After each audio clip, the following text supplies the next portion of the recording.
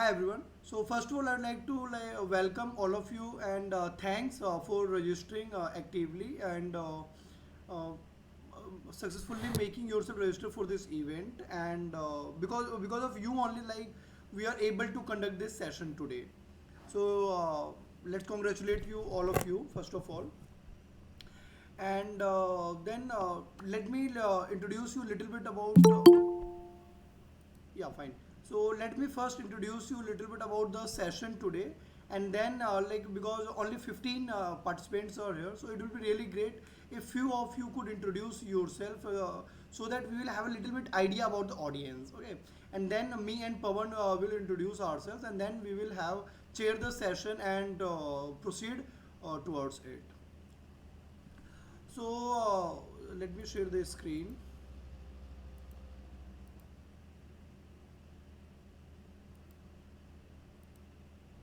So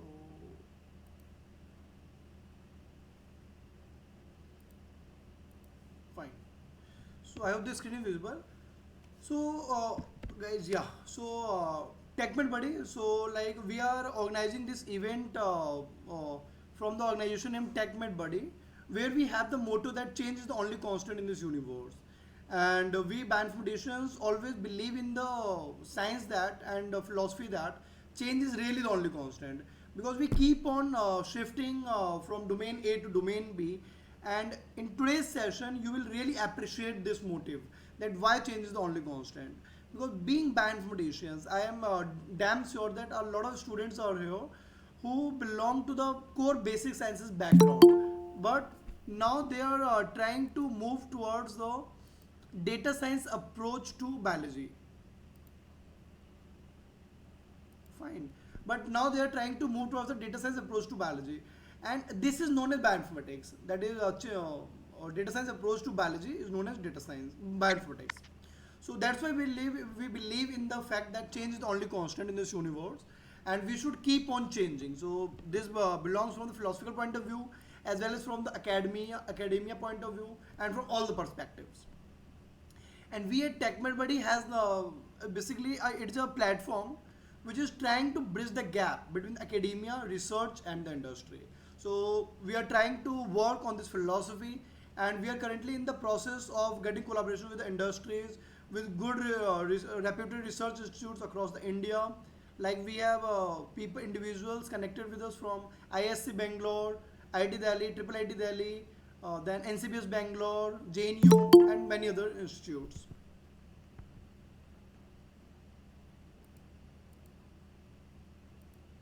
Okay, so this is and yeah, we have three guys here. So he is Aditya, Yashrika, and Mini, because of whom we have been able to conduct this event and advertise us properly. So before starting with this session, as we know that the topic of the today's talk is cancer and the role of TCGA in biomarker discovery against it, because we know like cancer is very important disease, but we will go into the depth of this topic a little bit later. So we will officially start the session at 11 or 15. Okay. So before that, I would like to request first of all Pawan to introduce himself, and then I will introduce myself, and then we will have a little bit introduction about you guys, who would be willing to introduce, give a brief intro about yourself, and what is your expectation at the end of this session. You can also put your comments in the chat that what do you expect at the end of this session today. Okay, so Pawan, over to you. Please give a brief introduction. Thanks, Alok. So good morning, everyone who has joined. Um, Myself, Pavan, and I am currently working as a bioinformatics engineer at Elucidata, which is one of the health tech startups in India. Currently based in Himachal, and I'm currently working from remotely in Himachal, and mostly our work resides in Delhi and Bangalore. So I met Alok like a while back, and we shared the same kind of um motto that we would very much like to give back to the community by organizing such sessions where we can impart whatever knowledge we have gained over the last few years in academia as well as professionally. So the intention of create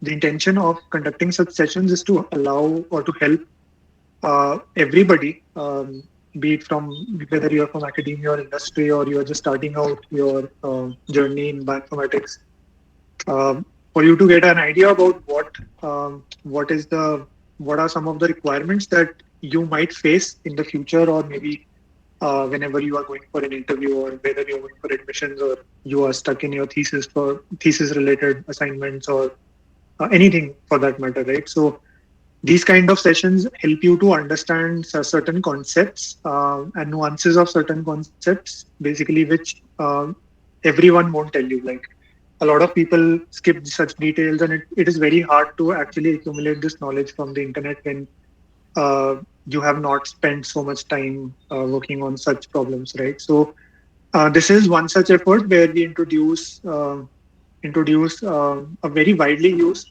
data repository for cancer analysis, analysis.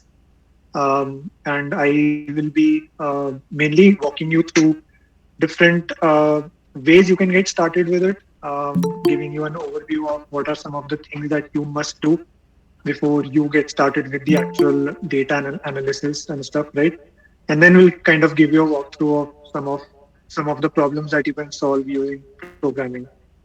Um, yeah, that is all. Over to you, Alok. Yeah, Yeah, thanks, thanks, Pawan. Pawan. So So thanks for thanks for giving giving such a such a nice nice introduction introduction about about yourself. yourself. So And telling the telling the motto motto of of our our organization, organization, that that what what are we are we trying to trying to build? build? Okay. Okay. So So yeah, yeah, so so this was this was Pawan. Pawan. He is He's a a senior senior bioinformatics bioinformatics engineer engineer at at Elucidata, Elucidata, and and he he has has a a more more than than three three plus plus years years experience experience working in working in this this industry. industry. And And it's it's me me on the on the right right hand hand side, side, Alok. Alok. So So I am I'm currently a currently a PhD PhD scholar scholar at at IIIT IIIT Delhi, Delhi, and and I'm I'm working in working the in the area area of of artificial artificial intelligence in intelligence in healthcare healthcare data data and and bioinformatics. bioinformatics. So So few of few the of the areas which areas which seeks my seeks my interest are interest are basically basically like like cancer cancer biology, biology, which which is is one one of of my my passionate passionate area in area which in I which would I would like like to to build my build my career career in in the the near near future. future. As well As as well I as am I am highly highly passionate passionate about about working in working the in the area area of of deep deep learning, learning, machine machine learning, learning, approach approach towards towards generative generative modeling. modeling. So So you will you will get to get to know know all all these these things like things what like is what is deep deep learning, learning, what what is is the deep generative, why why deep deep learning learning is is used used as as a a generative generative modeling modeling for for data, data. what do you What do mean you by mean by transcriptome transcriptome data, and data and all all these these stuff you stuff. will So you get will to get know. to know. So So basically I basically, am I a am a machine machine learning learning engineer engineer as well as as well as mathematician, mathematician, and in and the in the process process of of that, that, not not a a yeah. yeah. And And if I if I give you give a you a little bit little bit of my my past past experience, experience, so I so I have have done my done my bachelor's in bachelor's the in the field of field of biomedical biomedical sciences sciences from from University of University of Delhi, Delhi, and and after after that that I I moved moved to to JNU JNU to to shift my shift my field field from from core core biology biology background to background to the the complex complex system system background, background, where I where I started started making a making a transition to the transition to the area area of of machine machine learning. learning. So So it's it's all all about about me. me. And And let me let tell me you tell you about the about the topic topic of the of the today's today's talk, talk, that that is is it's cancer. cancer. So, So cancer is cancer one is of one the of the very very most most passionate, passionate, fascinating fascinating word word right now right in now the in the world. world, And it and is it is more more than than one one decade, decade, one one century century that that cancer is cancer the is the prominent prominent disease in disease this in this world. world. So, So, but but before before starting the starting the session, it session, will it be will be really really great. great. If If just just any any four or four or five five of of you you just give just a give a brief brief introduction introduction about about yourself, yourself, so that so we that have we a have a little little bit bit fair fair idea idea about the about the audience. audience. Okay. Okay, So, so Sachin, can Sachin, you can you please please introduce introduce yourself? yourself? Just Just tell tell about about your your name name and and then then your your background background and what and is what your is your expected expected outcome from outcome from today's today's session. session. Sachin, are Sachin, you are you there? there? Yes, sir. Good Yeah. Yeah, morning, sir. Yeah. yeah. So my name is Sachin Goyal. Currently, I am pursuing MTech in bioinformatics at Netaji Subhash University, New Delhi. Okay. Okay, So, that's great. yes, sir. So my area of interest is like bioinformatics, cancer biology, and I want to explore this field. Okay, Okay. Like, that's great. yes, sir. And what And is your what is your expected expected outcome from outcome today's from today's session? session? Sir, to know the basic understanding of the cancer biology or biomarker discovery and all. Okay. So that's great. So So then we then have we have Kruti Kruti here. here. Hi Hi Kruti, am I Kruti, am I audible to audible to you? you? Yeah, you are. Yeah. Am I audible too? Yeah, Yeah, yeah, yeah, Kruti, you're Kruti, you're audible. Go audible. Go ahead. ahead. Great. So, good morning, everyone, and I'm very happy to be part of this session, first of all. I'm Nitya Kruti, and currently I'm doing Masters in Bioinformatics from Amity University, Noida. And I did my graduation in biotechnology, zoology, and chemistry, and all the three subjects are majors from Usmania University. And I'm happy to share that I've also worked in JNU as an intern, Alok, Oh, that's from nice. the Yeah. School of Life Sciences. And talking about this session, I've already used TCGA website before for my previous work, but I felt like there's some certain features still I have not explored yet. So in this session, I'm looking forward to learn them and use them for better use in the future. So that's nice. Thanks. Then we have Himangani here. Hi, Himangani. Am I audible to you?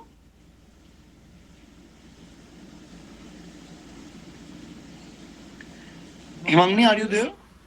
Hello, hello Yeah. Go everyone. ahead. Hello everyone. Good morning. My name is Himangini Naik. I am from Odisha. I have done my masters in bioinformatics from Sambalpur University. Currently, I am working as an intern at NICER Bhubaneswar, and I have been using TCGA database to discover or to identify biomarkers in melanoma cancer currently. So I'm expecting a brief. Learning about a TCGA so that I can use uh, different things in my projects. Thank you. Okay, that's nice. Great, yeah.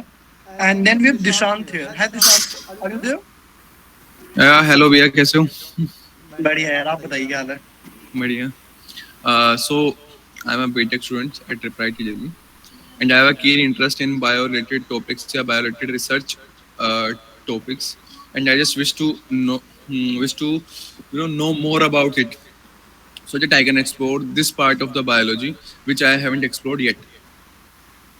So that's nice. Okay, so we will get back to the other audiences in the coming time. Okay, because with respect to the time, we'll have to start the session. So now we have a little bit idea that like majority of the audience here basically belongs to bioinformatics background. Okay, so now let me tell you one of the problem that why I just randomly picked five people here. Because this belongs to the statistics, okay, and this concept is known as random sampling. So uh, here I went just for randomly picking five people. The bioinformatics, statistics, and mathematics, everything goes randomly, and we should always follow that.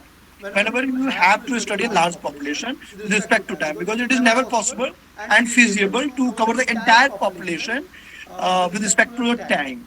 Okay, so yeah, so now let us come back and finally starting the session. So as we know that the name of the session is cancer and the role of the TCGA in biomarker discovery against it. So there are three key topic or the words here. That is cancer, TCGA, and biomarker. So let me first of all give a little bit idea about what do you mean by biomarker. So they were okay, fine. So I will be keep on transitioning in Hindi as well as English. So if any of you have any problem in Hindi, then please just raise your hand or interrupt me in between. Okay. So when the word biomarker comes, so biomarker is nothing but simply ये कुछ ऐसा होता है जो किसी एक को दूसरे से यूनिक बनाता है मतलब इतना जान जाओ these are certain traits, there are certain features which is going to make something unique from others. Okay, for example, me and Pawan are here. So there are a lot of traits which Pawan inherits, but I am not. So Pawan is little bit different from me with respect to those traits. Right?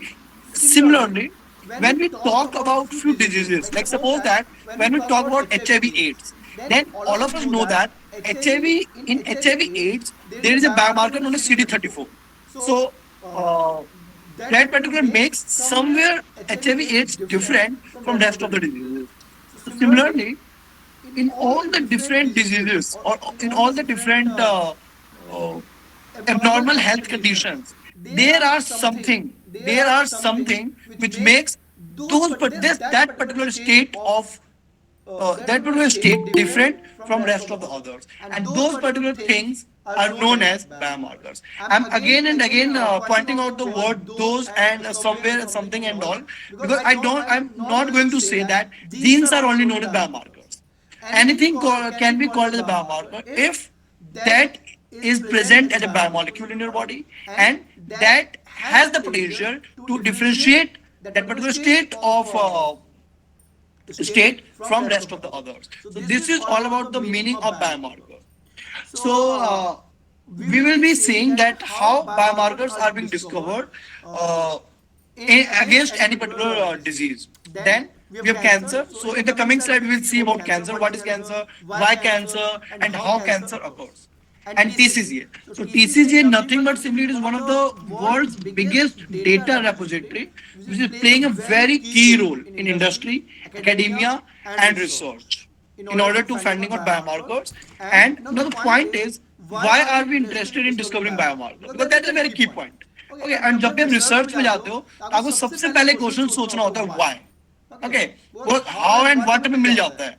But whenever we ask a question why, then we have a motivation to study that problem and work for that for a longer period of time. Because research में आपका perseverance long term में maintain रहना, it is very difficult. So for that reason, you need to have ask the question why first and then what and how. Fine. So as I said, why? So I have mentioned the topic here, why cancer.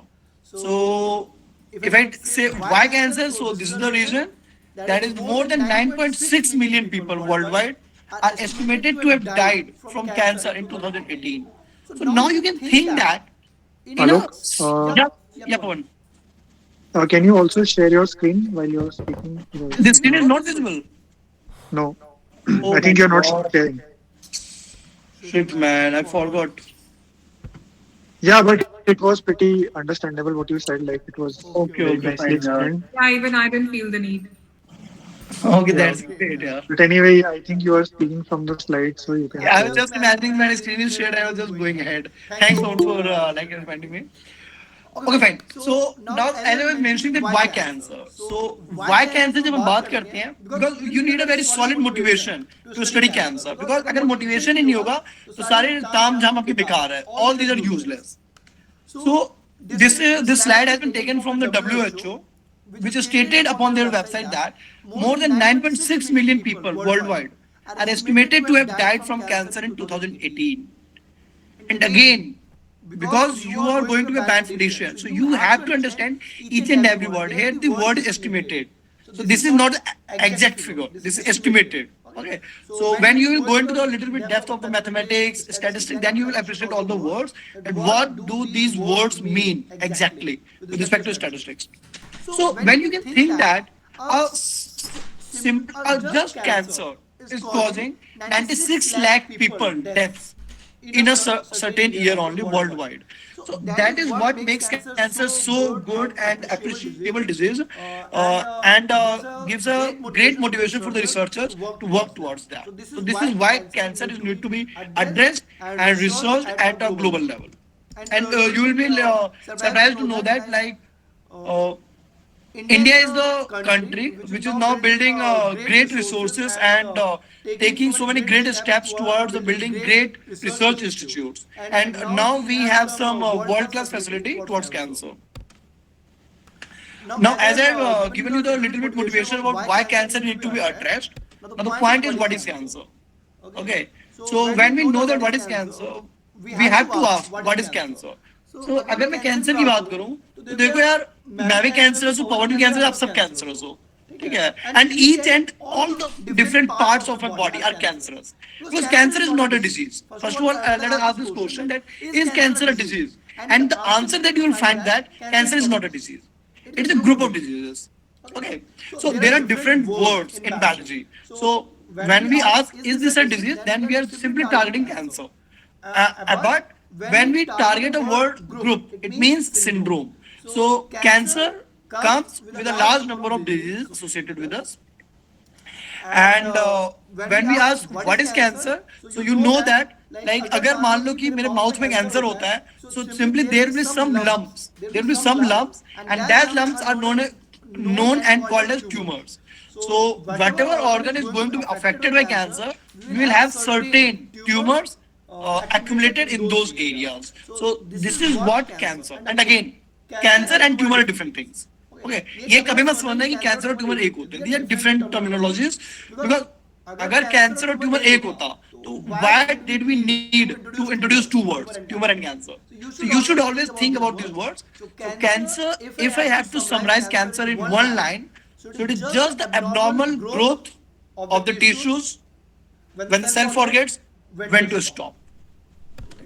Simple. So as I mentioned and told you, it is a large group of diseases.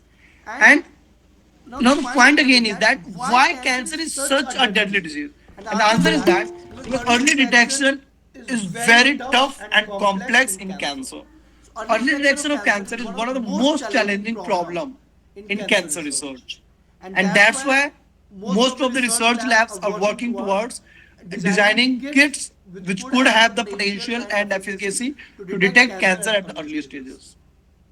If you are have studied cancer in your previous year, then you must be knowing that cancer has been divided into different stages: level one, level two, level three, level four, and again there are different terminologies to divide cancer. Fine. Now the point is types of cancer. So there are mainly two types of cancer. One is known as benign and other is known as malignant. तो benign क्या होता है? Let's suppose that I am sitting here right now और मैं यहाँ से कहीं move ना करूँ, तो मैं benign हूँ. Fine. Hey, Alok, sorry to interrupt you. So you mentioned that there are two terminologies mainly used. One is cancer and one is tumor, where tumor is basically an abnormal growth of cells in a particular tissue, right? Right. So basically now you're saying the types of cancer are benign and malignant, but I think it should be types of tumor which are benign and malignant. Okay, right. Yeah, I agree. Yeah, fine. So this word should be a tumor definitely. Okay. Because tumor is going to spread. Okay. Yeah. So there are So two types benign of tumor is so basically benign tumor is non-cancerous. So that is not a cancer. right. Malignant tumor is cancerous. Yes. So benign is something which is going to be restricted to a particular location. It is known as localized, and malignant is something which which has the potential to spread to the other parts of the body, and this is what makes it deadly. Point. Now the point is how cancer. So as I've told you, like जब आपका cell भूल जाएगा कहाँ पे रुकना था, it will just keep on dividing. It will keep on dividing and growing. ठीक है? So abnormal cells grows uncontrollably, go beyond their usual boundaries and to invade adjoining parts of the body and to spread to other organs. So this is what do you mean by cancer? So simply, the cell is going to forget when to stop, and it just crosses all the boundaries. And due to this, what happens is that the the tumorous tissue is not problematic at all. But due to the tumorous tissue, the other adjoining and the neighboring cells are not able to get the proper nutrition and able to perform their usual functionalities or the physiologies. So when you will study tumor and cancer in detail in your coming future, then you will get to know that there is a complete mechanism by which cell undergoes apoptosis and necrosis happens. So cell dies. Okay. So this is what makes tumor a very deadly thing because the neighboring cells are not able to get proper nutrition and function properly. And the possible associated causes, there is dysregulation in the cell cycle. Fine, a large number of genes are there and they are not able to function properly. So cell cycle gets dysregulated and changes at the epigenetic level. So like when you will study or in detail about the epigenetics, so you will find that methylation, acetylation, cretylation, ubiquitination, and a large number of different, it is ubiquitination. By mistake I wrote L. Ubiquitination, a large number of other epigenetic factors. So total 14 epigenetic modifications takes place. So if there is some change from the normal state, then it can lead to cancer or tumor or cancerous. The environmental factors, again, like we know that environment plays a key role in causing cancer. Carcinogenic agents, definitely, like we know that carcinogens have been found statistically and biologically that they are responsible to cause cancer. And a lot unknown causative agents are there. Fine, because we can't ever say like यही materials है जो cancer करते हैं. We can't never say that. Yeah, so a lot of research is going on still to find out what are the possible agents which are responsible to cause cancer. So what is the need of the hour in this particular research is that early detection of cancer. This is one of the need of the hour around which we need to focus.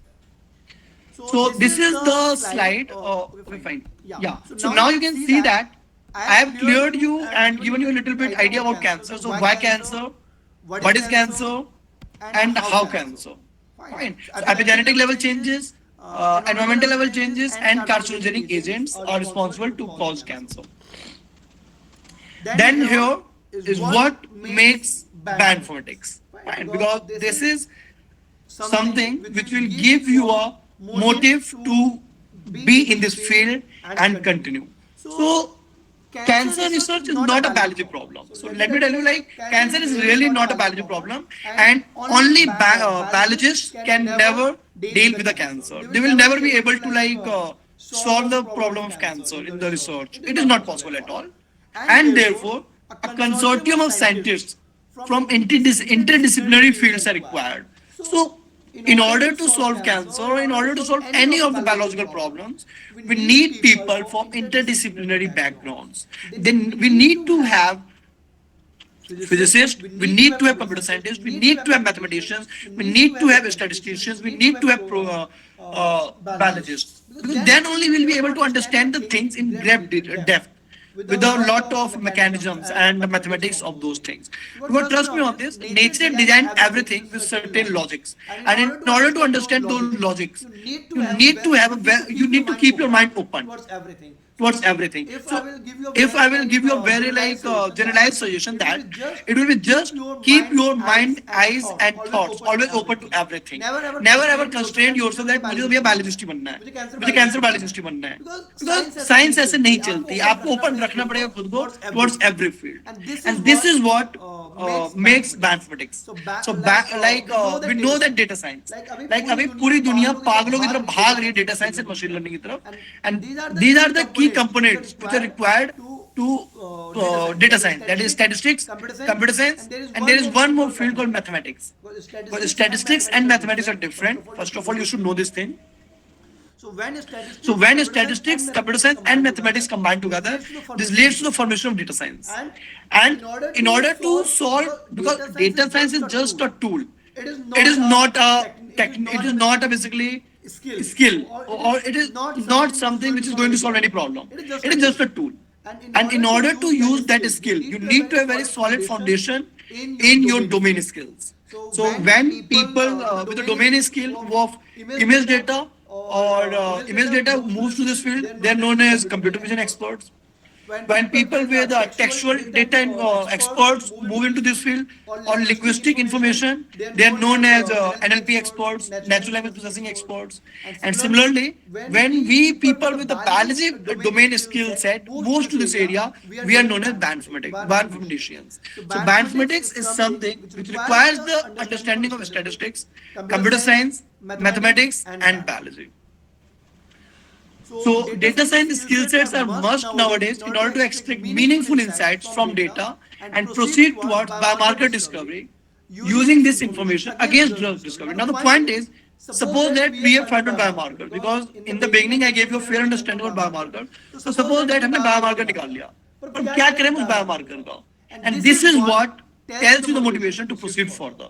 Fine. So हमें biomarker निकाले कुछ नहीं मिलने वाला है अगर हम उस बायोमार्कर के बाद आगे ना जाएं. So after finding out the biomarkers, we move to the area of drug discovery. Because at the end we need to target the tumorous tissue and eradicate that. And in the journey of targeting a particular biomarker or targeting a particular tumor, we need to discover drugs. And in order to proceed towards drug discovery, we need to have biomarkers information associated with us and designing kits for early detection. And all this is possible just because of bioinformaticians. But trust me on this, we have a large amount of data associated with us. And now we need to just have good bioinformaticians, good data scientists, mathematicians, programmers, and everyone to move to this field and work towards biomarker discovery. And this is all about cancer and bioinformatics, which I gave you a fair idea. Now, Pawan will be taking on the session from here onwards, and he will be telling you about one of the biggest repository of cancer research, which is TCGA. And now I think that I have given you an idea also that why do we need to have repositories? Because in order to find out biomarkers, we need data. And therefore, some big repositories are there, which Pawan will be taking on from here onwards and will be helping out with the following session. So one part of the session is over from my side. So thanks and over to you, Pawan. You will share your screen, Pawan, if you want. Otherwise, you can continue from here also. Thanks, Alok. So let me share my screen. Oh, that's great. I think it will be easier.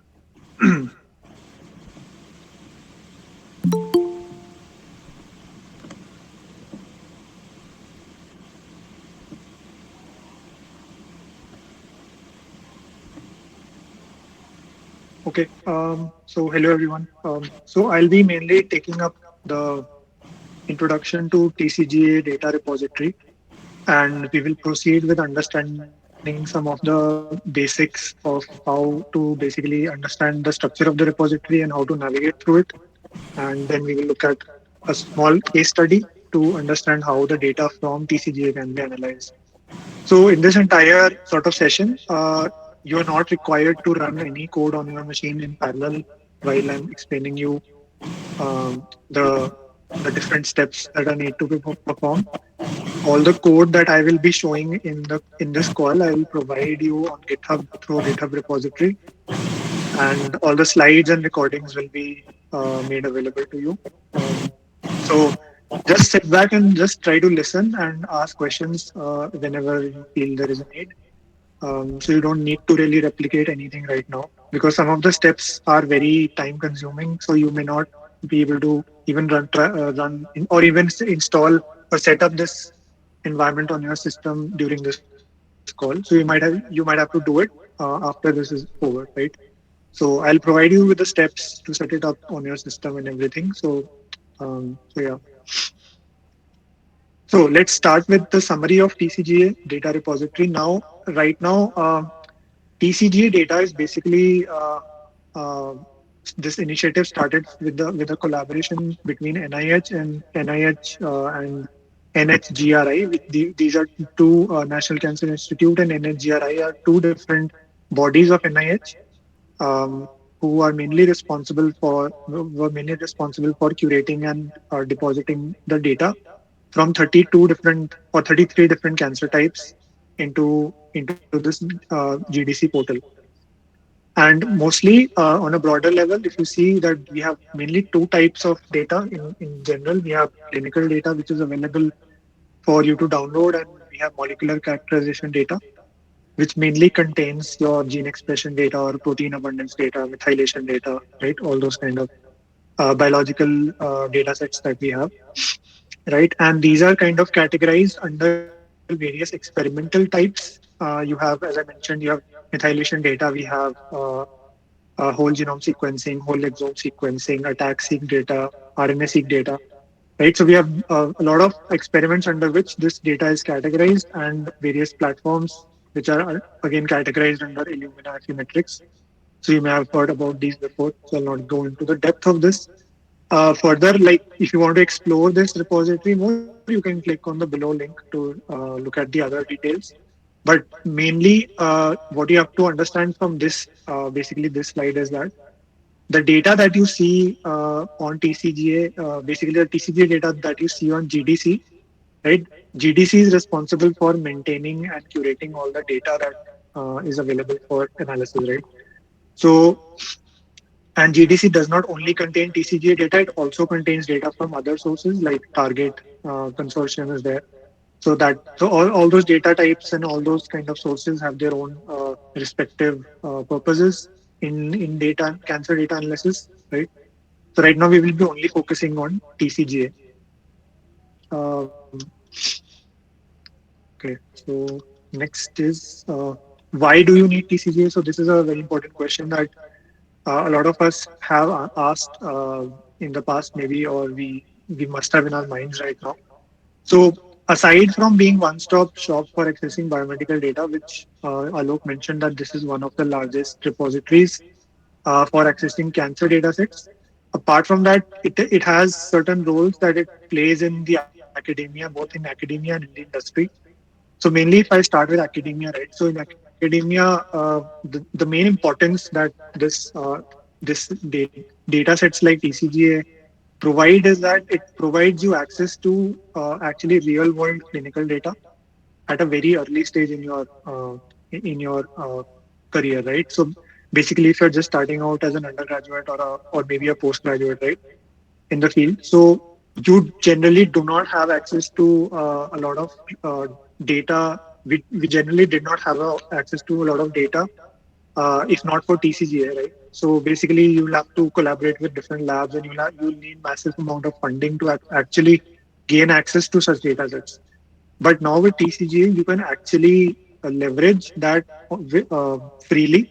Uh, Basically, download that data, analyze that data, and get an idea about how a particular clinical data set looks like, right? And you can actually do some statistical analysis, and you can do some investigation as a part of your academic course, right? And rather than only relying on the theoretical knowledge that you gain about cancer, you can actually start implementing it on your own, right? So that is the key advantage that you get when you are actually made to access, like you are able to access such data sets in a very early stages of your career, right? And that kind of creates a ripple effect when you move transition towards an industry, right? So basically, what happens is that when you step into an industry, you are basically expected to know these kind of data sets. You are expected to understand the nuances of data sets on TCG and other repositories, right? Which host data from various public domains, right? TCG being one of them. So, and as I mentioned here, like it becomes an essential skill for you to have when you are actually transitioning towards an industry. And it is also very useful when you move into an industry is to build certain preclinical models for cancer, which are very useful in certain business cases, right? So when you're actually a part of an industry, you are actually trying to sell your particular model, or let's say you're trying to sell something, right? You're trying to either discover biomarkers, or you're trying to discover targets which other companies, pharma companies, can use to use their drugs to target. You are doing some target prioritization or target discoveries for them, right? So you're basically directly connected to the market, right? You're basically directly connected to these small, medium size, and large pharmaceutical industries who are looking at uh, basically uh, basically who are trying to uh, leverage from certain biotech companies that they are able to provide them with certain knowledge of these targets, right? So which their drugs can be used to target certain diseases, right? Not just cancer. Um, and also you are able to build certain production ready pipelines at scale because you have a lot of data that is present in one single repository. So you're able to do these build these production ready pipelines. Basically, you can take a large you can build you can basically ingest large amount of data from these repositories, and you can provide them to a customer. You can provide them to some external source, right? So so these are some of the unique features that data repositories like TCGA, they are able to solve in both academia and industry, right? So next question that comes is that how to access this data, right? So this is one of the very important questions that we have heard, and some of you who gave an introduction about yourself and mentioned that you have used TCGA data in your past for certain research work. So what I want to mention here is that there are various platforms from where TCGA data can be viewed, analyzed, and downloaded. These platforms are really created by various stakeholders in TCGA. So there are certain research scientists and collaborators within TCGA who are responsible for creating and maintaining such external sources where this data is present. So all these sources that I've listed here, some of these sources which I've listed here, they basically utilize the data which I mentioned in the beginning from the GDC portal. When I mentioned in the beginning that they utilize the data from the GDC portal, and they build their own sort of consumption pipelines. So what I mean by consumption pipelines is that they try to analyze that data and they try to present or visualize that data through their own sort of proprietary or public sort of platforms, right? So you can have certain visualizations. Let's say on one example is CBioPortal, right? So CBioPortal has a lot of data from TCGA, and over there you can it is basically a GUI where you can access the data through your browser, right? And you can actually download it and you can analyze it, right? But there are certain downsides to it because all of these sources are usually containing a, since as you can understand, they have been curated by various different people, right? So there will be certain technical variations and other implications uh, to such sources, right? So we have to exercise caution basically when we are trying to uh, utilize such data sources for our research work. And we should keep in mind that not all of these databases are actually maintained, regularly maintained, right? So, nonetheless, these are still useful to perform perform a quick investigation of the data landscape. Let's say you're interested in a particular cancer, for example, one of you mentioned melanoma, right? So, if you are interested in melanoma, you can go to basically GBio portal, right? You can type melanoma. You can look search for various patient samples in melanoma, right? So if I have to give you an example of CBio portal, right? So it is also a cancer database which has a lot of data from other cancer types, right? So if you just see my screen right now, so if you can see that this is basically another web portal where you can access this kind of data, right? So um, yeah, right. So basically, what you can see right now is that this is you can actually query data set from here. You can actually download the data set. They have removed the interface, but you can still utilize the web API. Actually, they have this web API to actually programmatically access their data, right? So they have provided a bunch of packages in Python and R and certain API endpoints which you can access to download the data from CBio portal, right? But right now, I'm just talking about if you want to just view some data, right? You just want to investigate some data. So if I type melanoma, right? So I can actually look for data sets now. You can see right now, right? So there are some melanoma data sets appearing here.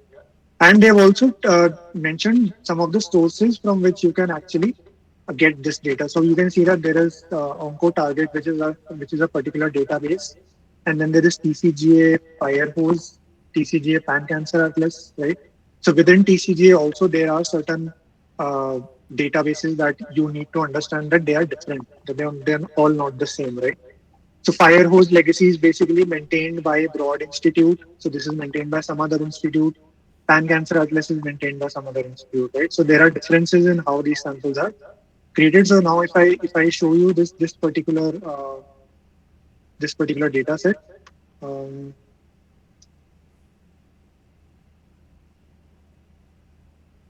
so if you see this particular data set, so they have provided a summary of uveal melanoma from TCGA Pan Cancer Atlas. And what you can see here is that they have described a lot of characteristics of various genes and various mutations that occur. So we are seeing here that um, there are some genes which have like about 50-45% mutations in various samples. And you can also look at the various clinical samples, clinical patients, and their certain demographics and their characteristics from this data portal only, right? So just to get if you want to just gain some basic idea about um, what a data set is, right? So before you actually go about downloading it programmatically and then writing all that code to analyze the data, you could utilize these portals like CBio portal or Xena browser for that matter. You can look at these portals and you can actually do a quick run through of those data sets, right? So that is about how you can access it. These are many ways to access it, right? But we will only focus on one of the ways that we should access it in general, like when you are actually doing some research or you are doing some programming on top of it, right? So the correct portal to access this data is directly from GDC, as I mentioned earlier. So GDC is basically known as a Genomic Data Commons portal, and this provides you harmonized data access to all the cancer types that exist in the world. So you can see that it has about 33 different cancer types, and there are about 80,000 cases and across 21,000 genes, right? Um, you can also use the same portal to browse the data interactively, as I showed in CBio portal. You can even, if I click on this link, right? So basically, you'll be able to see the GDC portal over here, right? Um, you can in a similar manner you can also look at the data sets in this particular repository as well, which is your original repository. And this is directly maintained by the NIH. As you can see the logo, this is directly maintained by NIH, and this is regularly updated. So basically, this is like becomes like a one place for you to get all your data sets from, right? Um, right. So this is mainly about how and where you can access the data from, right? And you can access this data from an API, a REST API as well. And there are certain R and Python packages for us made available for us to access the data from this particular portal, right?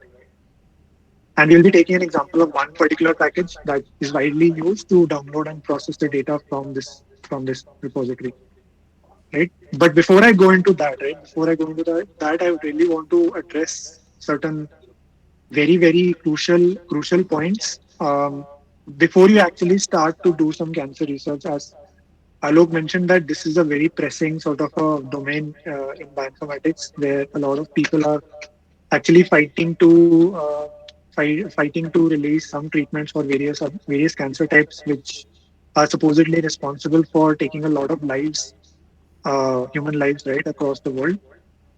So one thing we need to understand is that it is as difficult the problem it is, right? You can obviously understand that this is a very difficult problem to solve, and it is not easy, right? So it is not कि अगर मैं बोलूँ कि I want to discover some biomarker, right, and I will be able to only utilize TCGA to find all the biomarkers I need to cure a disease, right? That is not how it's going to work out. But having said that, that is not the that is something that you should not really get disheartened, because of which you don't really learn anything, right? TCGA data sources such as TCGA, they give you a very real world sort of view of these kind of data repositories, where you can use them to do a lot of quality research, if you know the right way to do it, right? So I want to make you aware of certain best practices and certain things that are generally seen in the lives of early researchers, and even researchers who have spent a lot of time researching on various biological problems such as cancer, right? So a lot of times we are kind of constrained by our supervisors and our lab PIs and all those people who are really, and sorry if anybody of you is a PI here or a lab instructor here, but what I really meant to say is that a lot of time which is spent by these researchers is to publish papers, right? And you have seen like a lot of papers that come out in cancer are hardly ever translated in the clinic. A lot of biomarkers that are discovered in those papers, supposedly, like you see a lot of papers claiming that they have found certain novel biomarkers or potential biomarkers, they hardly ever make it to the clinic, right? So their translational value in cancer research is very less. And I've attached some evidences where people talk about why these models are not really effective in the clinic. Because at the end of the day, if you are discovering a biomarker, it has to be something that is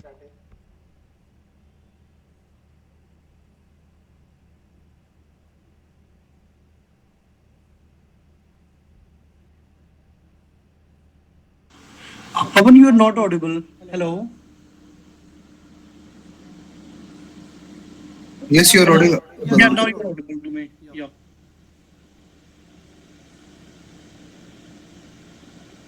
Okay, Pavan is not audible to me, or like Pavan is audible, Dishant, or not? Now he's not audible. Can you please Yeah. speak? Yeah, Pavan, you are not audible. Hello. Not audible right now. Not audible.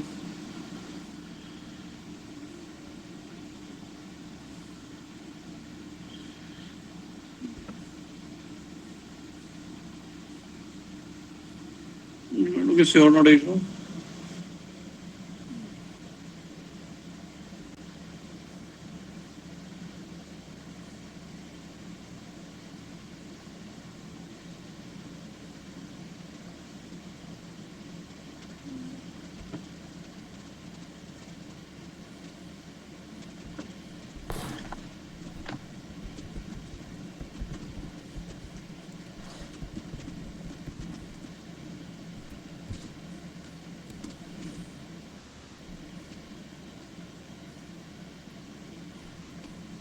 Might be some technical issues there. He will be joining soon. Joined. Am I audible now? Yeah, Yeah, Pawan, now Pawan, you're now you're audible. audible.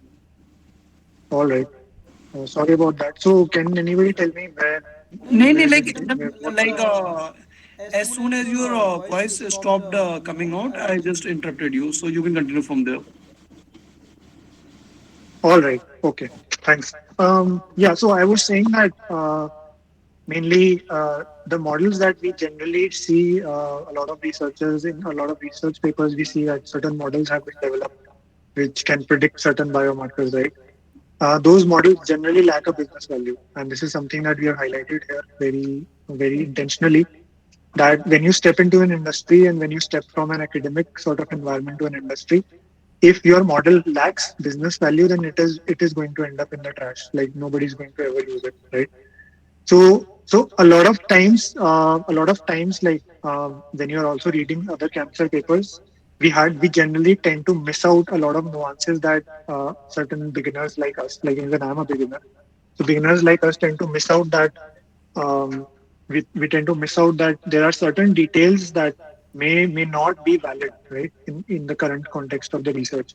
A lot of papers that I have personally read, they generally refer to some other articles which utilize some software which are not even maintained, right? They're outdated softwares, right? So a lot of times, a lot of claims that are made in those research papers that they have found something novel, they have found some biomarkers, is something that is generally taken at face value, in at least in the academia, what I've seen. And I'm sure there are people who disagree with me, but a lot of times these kind of things are taken at face value, right? Most of the times these models are not generalizable. Basically, we cannot generalize them over a large population of patients, right? So that is why it is very hard to validate or uh, reproduce those kind of insights to, let's say, to a large number of data sets, right? So I really want you to make very informed decisions when you actually step into this domain. Before you step into this domain, and try to really read into the papers that you're reading, right? Even if you pick one cancer paper or two cancer papers to read, try really read between the lines. Read about who the authors are, how they have been peer reviewed, from where they have been peer reviewed, right? What have been some of the people who are talking about those articles and what are their views on that, right? So always try to understand that cancer research is not as straightforward as you think it is, right? So I just want to make you aware of like these kind of factors which also play a role for you kind people who are kind of aspiring to be cancer researchers, right?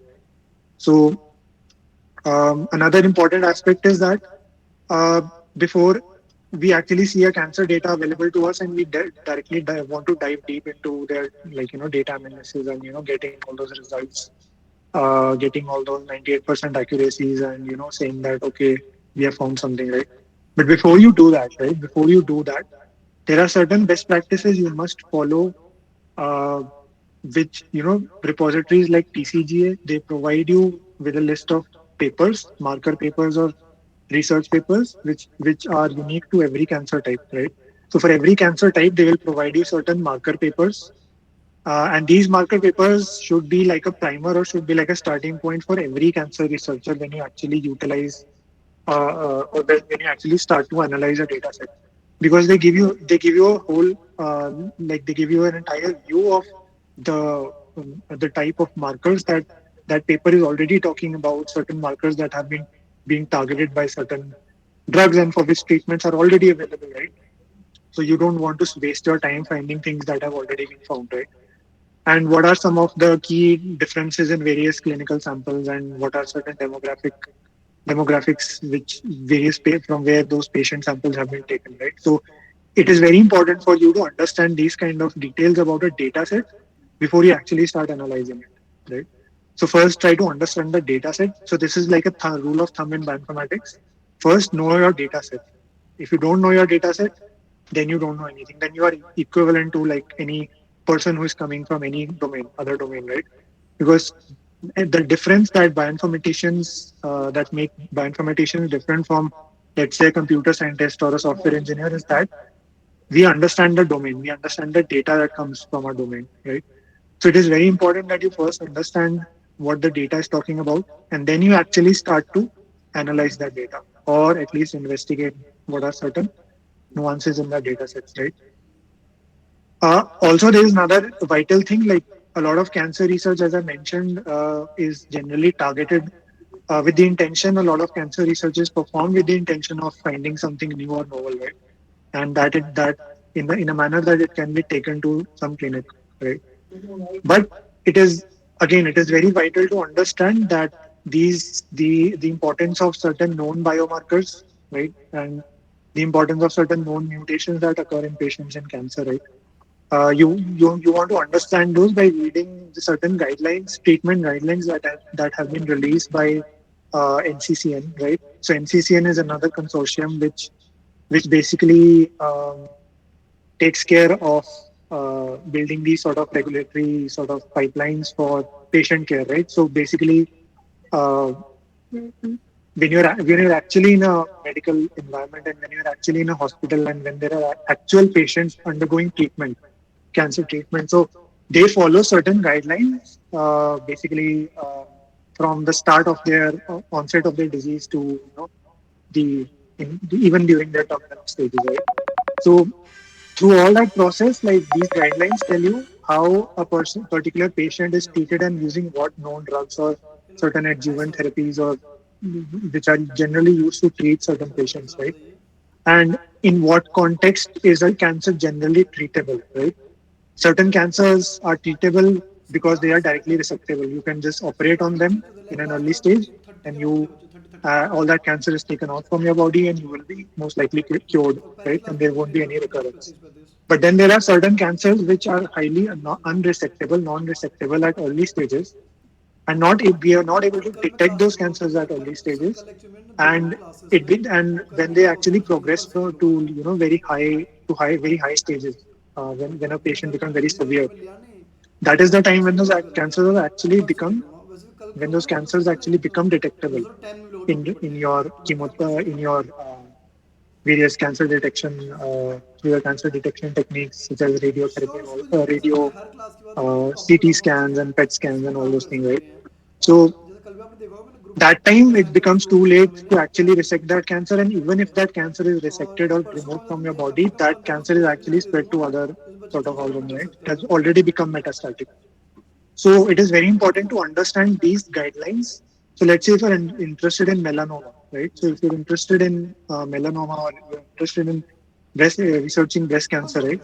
It is very important to understand these kind of clinical guidelines, as well as the about information about your data set, in order for you to start analyzing your data in a very sort of informed manner, right? So you're not blindly jumping into a data set, you are making informed decisions, right? So these are some of the things which nobody will tell you. Honestly, nobody told me. So I had to find these things out myself. So somebody has, nobody in your, at least in your academia, will tell you these things.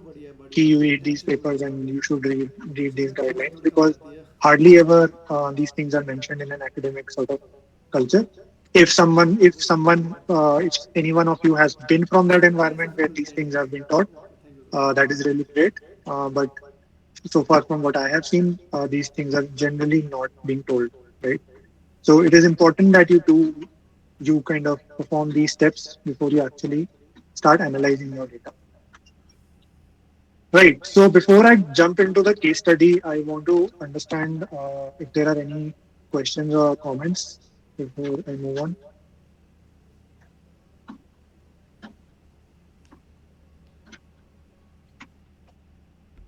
Anything that you did not understand or you need more clarification on?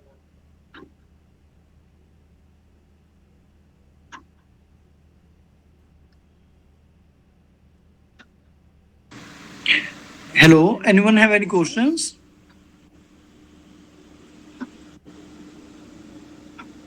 It could be a question, it could be a general comment, it could be anything. You can ask anything, like because after this, like complete hands-on will be there, like how to find out biomarkers using TCGA. Fine, let me ask a question, Pawan. Can I ask? Yeah, please. Yeah, fine. So this question is not to you, like to the audience. Like anyone who would like to answer, please do answer. Okay. So I'm asking a very generalized question that uh, how are you going to, or suppose that we have two state A and B, and we have to find out in what makes the state A different from the state B. So what type of statistics or statistical test you can run upon that? मतलब कैसे find out करोगे A B से differ कर रहा है? This is generalised question, anyone can answer from the audience. Hello guys, please बोलते answer गलत होगा, लाइक गलत डजंट मैटर एट ऑल. ठीक है, Sachin, would you like to answer?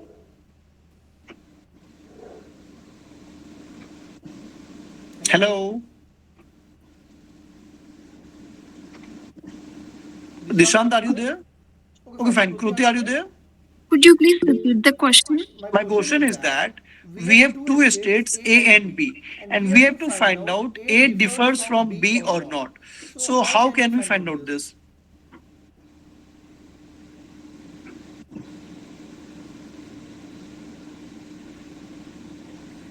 No, this is what Pawan is going to do right now. Yeah, so if I reframe this question, so it is like if you're given a population, right? From a population, how do you tell that a particular randomly sampled population that belongs to that is from that population or not? Randomly sampled, let's say patients, belong to that population or not? So I mean, this I think this was the question. Yes, yes, yes. Sir, t-test. Yep. So we can perform t-test. Any other test, like any test other than t-test?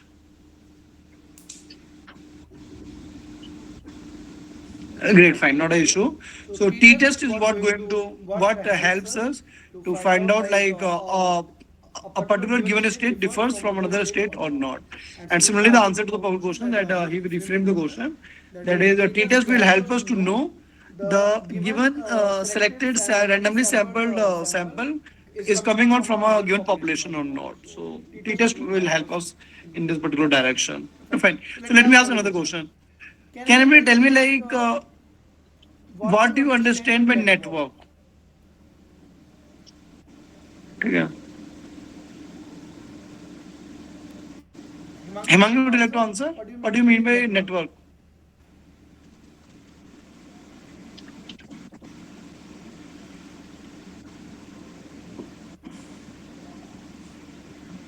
Okay, Samriddhi, are you there? Hello. Yeah, Himangi, go ahead. Sir, you are talking about the network of genes. Normal network. It can be of gene, it can be of anything. Okay, so I'm talking about genes. I have a gene network. When I mean one gene are connected with another genes, it means the genes are connected with each other. It may be their expression may be similar, or so in that nature, when multiple genes are connected with each other, so that is called a network. Right. Gene. So basically, it is going to show the connectedness between different components, right? Yes, sir. So that's the right answer. You're fine. So if any of you have any questions, then you can ask. Otherwise, probably continue from here. Fine. So Pawan, you can continue like, and then we can have the question in the end Q&A session. All right, I'll be sharing my screen now. Yeah, So sure. let me know if it is clear, the text is clear, or do I need to zoom in more? Pawan, please zoom कर दो screen को. Okay, If it is possible. better now. Yeah, better to me. Like guys, if the screen and like the text is not visible to you, kindly zoom out your screen a little bit, okay? Because I'm also seeing this thing after zooming out my screen, so then it will be clear to you, okay? Yeah, Pawan, go ahead. Screen is clearly visible. All right. So okay, so this basically this particular demo or this particular walkthrough is basically not. So first of all, the title is discovering potential biomarkers in lung adenocarcinoma patients using TCGA data. So we won't be discovering biomarkers here because that is something we are not qualified to do. So we will be looking at some of the starting steps which are essential for you to get started to discover biomarkers, right? Firstly, how you utilize the data that you have, right? To reach that point where you can actually find some sort of some insights that are at least have a potential to be of value, right? So I'll be mainly walking you through a series of steps programmatically. So I'll be explaining the code and everything step by step. And I also want you to understand that this is we are not going to do any hands-on here. Like you need not replicate this on your systems right now because this will take some time to for you to run certain things. So only just try to listen and ask questions if necessary, right? So yeah. So right. So the first step, like before I even start with the actual problem statement, is important for you to understand is how do you set up TCGA biolinks. So I mentioned earlier that Alok, can you mute yourself? Oh, sorry. Yeah. So the first step for you to understand is what I mentioned earlier as well, that there are certain packages in Python and R that you can utilize to download the data from GDC, right? So firstly, you need to set this up on your R. So I'm sure you already have R Studio and R version installed in your machines, right? So I'm not going to talk about how to do that. So I'm just going to talk about like how you can set up TCGA biolinks, and that is using a simple function call. Firstly, you need to have bioconductor installed in your R environment, right?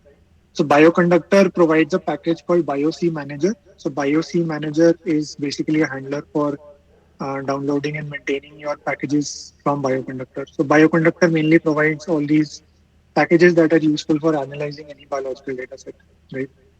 So BioC Manager install TCGA biolinks would be the command that you use in your R console to install TCGA biolinks on your system. And just to give you a warning that this is a fairly time consuming step, TCGA biolinks can take about half an hour or maybe more to install on your systems because it has a large number of dependencies and it also depends upon your internet speed. And also to run TCGA biolinks on your systems, you will have to actually be connected to the internet because if you're downloading some data set from TCGA biolinks, you actually require an internet connection because it will be fetching the data through the API of GDC, which I earlier showed you. So these are some of the things you need to firstly set yourself up, right? And this would be the overall workflow design of some of the steps that we will be doing in this lecture because of the time limit and the scope. Um, what I'll be taking you through is some of the essentials of preparing your data and pre-processing your data and doing some quality control, and basically then mentioning about some of the steps you can perform to actually identify certain biomarkers or potential biomarkers for this particular problem, right? So we'll start with downloading, querying, and preparing the data that we get from GDC or TCGA database, right? For a particular cancer type. So TCGA LUAD is the name of the project, and I'll explain what this means. We'll then perform some purity filtering, pre-processing, normalization steps, some filtering again, and then differential expression analysis, right? Um, Mainly to show you what are the certain preliminary steps that you need to perform in order to reach at a point where you are able to work with those sort of interesting genes or interesting biomarkers, potential biomarkers, right? Um, right. So the first step is data download and pre-processing, right? So over here, I'll get started now. So basically, so for better understanding, I'll clear all the variables from my environment and I'll recreate them like as we move step by step, right? So first step, as I mentioned, and I've commented this line here that you need to install certain packages before you get started, right? And I've also added some more packages here that you might need. So I'll provide this code. You can run it, uncomment this line, run it, and install all the things that you need. And then you basically start by loading your library, right? So we load our TCGA biolinks library. Since this has already been loaded, so it didn't take a lot of time, but it takes a few seconds if you are loading it the first time in your environment, right? So the first step that we have to do firstly is to query all the TCGA samples for lung adenocarcinoma or LUAD. So LUAD is the TCGA code for a particular cancer project, right? So you need to keep this in mind that every cancer type has a unique code which is associated to it, right?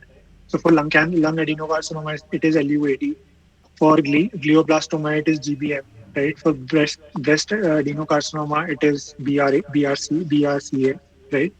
So every unique cancer type has a project code associated to it, right? So you need to simply mention that project code here, and you need to also mention the data category and the data type, right? So data category and data type are very essential two variables that you need to mention, because they will tell you which type of data and from which type you want to extract the data from. So you can have TCGA, LUAD, or lung adenocarcinoma data sets present in methylation data sets, right? You might have methylation data sets available, proteomics data sets, mutation data sets available, right?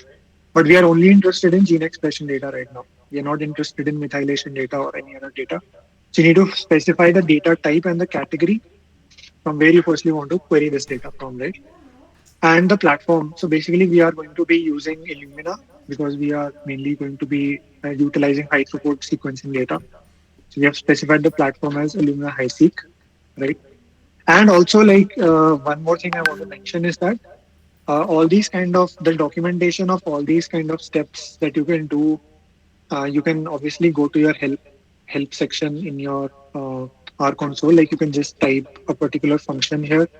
So if I type GDC query here, right, I will be able to get a documentation on what this query is, right, and what are all the available arguments that you can utilize to load your data. So you can see here that all the valid project lists have already been given in the documentation, right? So there is like target data, which I mentioned earlier, right? Then there is TCGA. So these are all the TCGA cancer data sets which are available. And there are data categories. So you can see that we are mainly going with gene expression, right? So and there are a lot of categories already available, right? Like copy number variation, methylation, SNVs, and transcriptome profiling, all that, right? And then there are data types available, right, which I've already mentioned. We are doing a gene expression quantification, and you can see various different platforms. You can see that we have so many different platforms from where the data can be taken. We have used Illumina HiSeq for this exercise. If you have a specific one in mind, you can use that.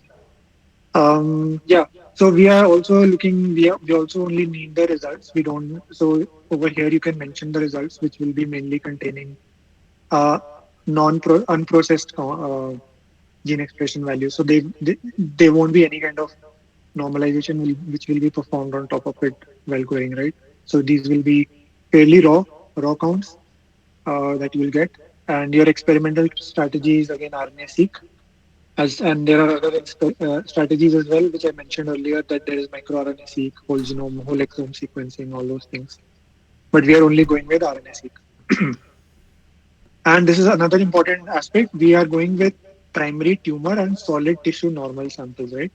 So primary tumor sample means that all your patients in this category tumor, have tumor present in their tissues, right? And solid tissue normal is what it means is that these patients have normal tissue present in their so these are generally normal patients, right? Who do not have cancer present in them, right? So when I run this, right? So when I run this, this will actually perform querying on my GDC database. So it will directly hit the GDC database, and this, as mentioned, will take some time because it has to actually prepare the data sets and do all those things. But for me, it is already done. So you can see that for me, I have a GDC folder here, which has already all the data that I needed, right? So for me, it won't take that long. But when you're doing it the first time and you do not have your data saved, it will take some time. Like it will take about 3 to 4 minutes to prepare this. But for me, it didn't take that long, right? I don't need to download the data because I've already downloaded it. But when you're doing it the first time, you will have to download this data on your system, right? And now the next step that I will perform is to prepare this data. So basically now it has what you can see.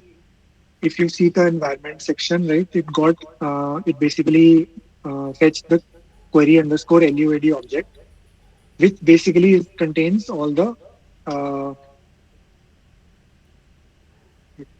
okay.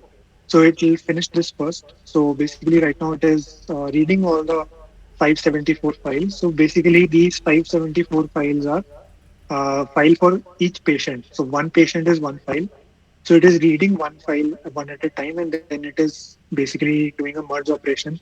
So it is merging various aspects of the uh, uh, various types of data which I mentioned in the beginning. So if you remember, I mentioned something called uh, clinical data and molecular characterization data, right? So it will merge the clinical data and the molecular data together into one single object, right? So that you can use that for your analysis, right? So as you can see, it is adding the clinical information to samples, right? And then it will add some other information as well, which is vital for your analysis. So we have to wait for like a couple of minutes before this finishes, and then we will move on to the other steps.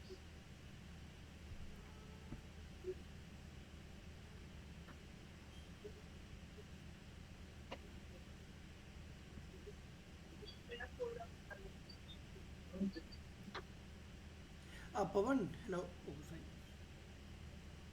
Yeah, Yeah, Pawan, Pawan, am I audible?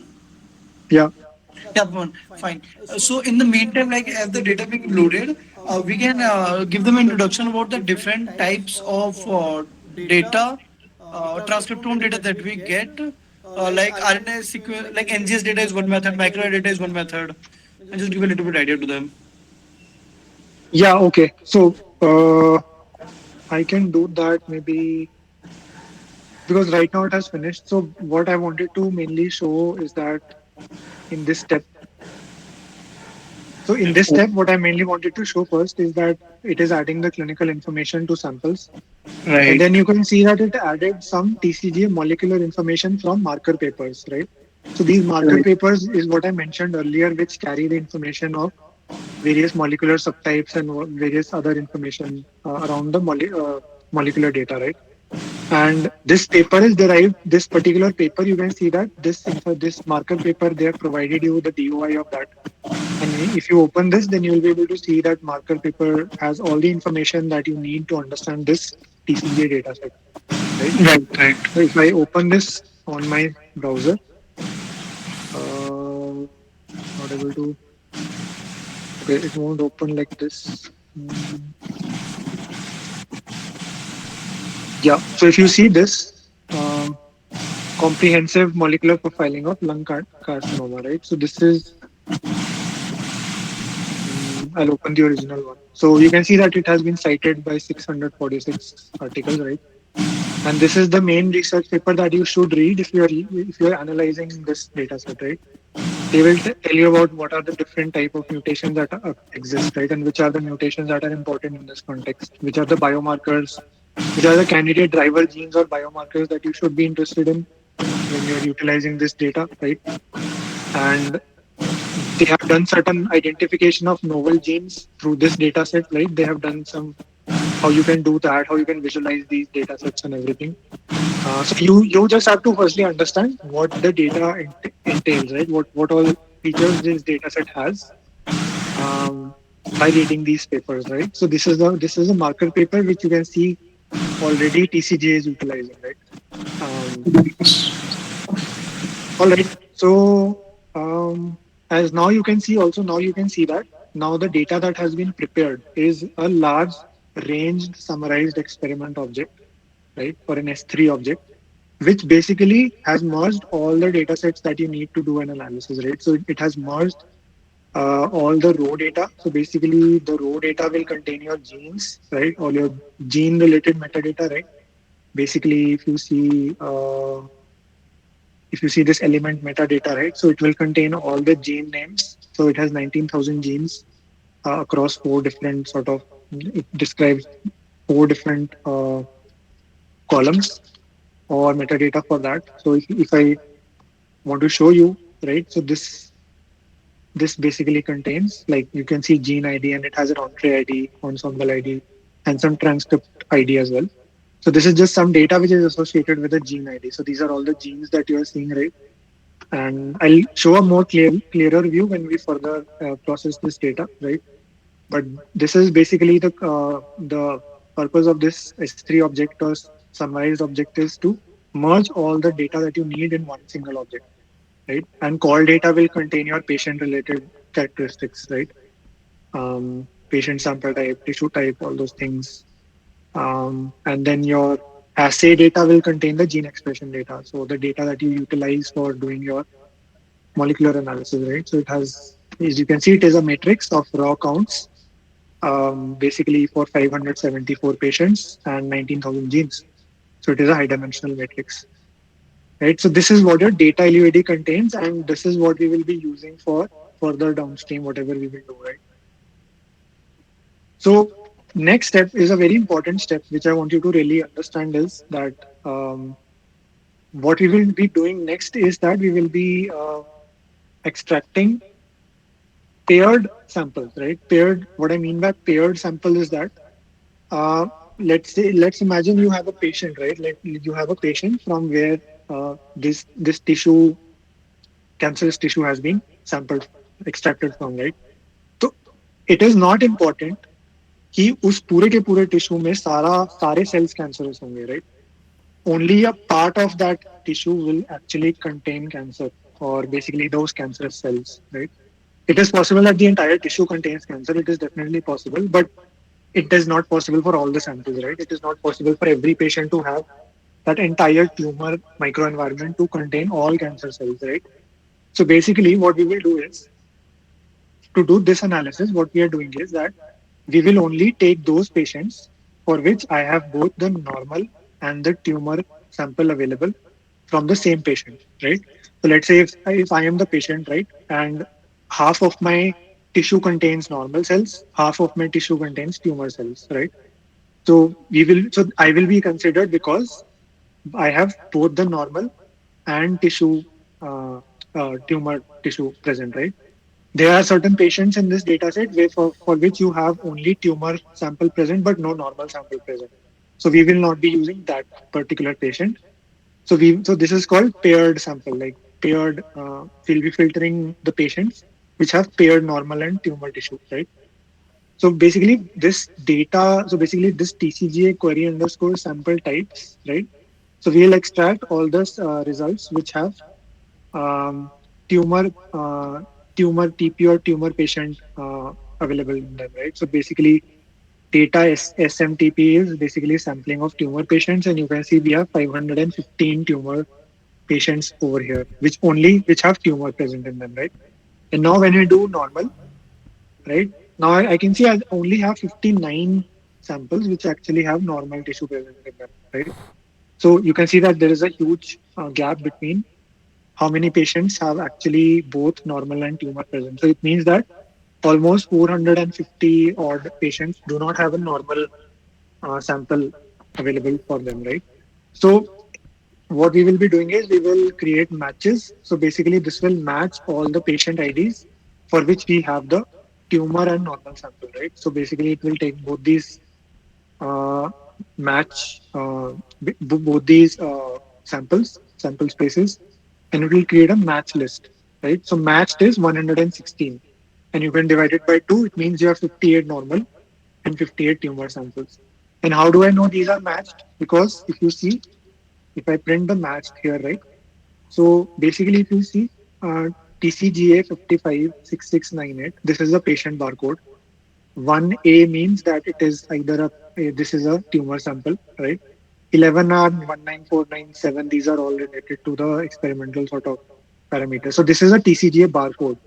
So every patient sample is attached with a unique patient barcode, which is used for querying and analysis, right? So as you can see, like TCGA 556698, right? And TCGA 55, we have, if I want to search this patient over here, right? So if I want to just please search TCGA 55, mm,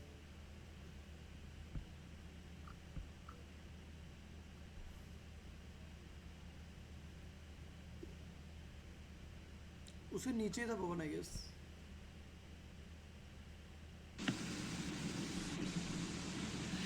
Yeah. So if you see, right, so okay, this is 6968.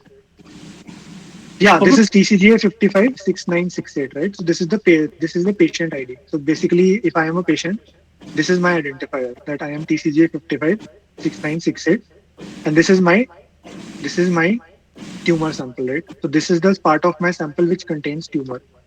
And if I look for the same normal sample for for me, right? So this is 6968 and 11A. So 11 means that this is a normal sample. So, so if you see this particular unit, right, 1A. So 1A to 9A are all tumor. Anything that is above 9A or let's say 10A, 11A and so on, those are normal samples. So there are various type categories within the tumor and there are various categories within the normal. So usually 1 to 9 is your tumor sample and above that is uh, normal, right? So you can see that now paired, like these pairs have been generated for every patient, right? And when I take these pairs, I will be able to do a one-to-one comparison between normal and tumor cells, right? As which for which the question was asked, right? Like how will you actually compare two different populations, right? So we will be taking one-to-one comparisons between these patient samples, normal versus tumor, right? And now I will actually download these patients, right? Because now I have extracted the only barcodes I needed. So I'll be downloading the only patient samples that I really need for my analysis. So basically, I've added an extra parameter here, which means that I only want the matched barcodes that I need for my analysis, right? So I'll run another query again, right? I'll again query these samples, right? And and this will quickly get all the paired samples that I need.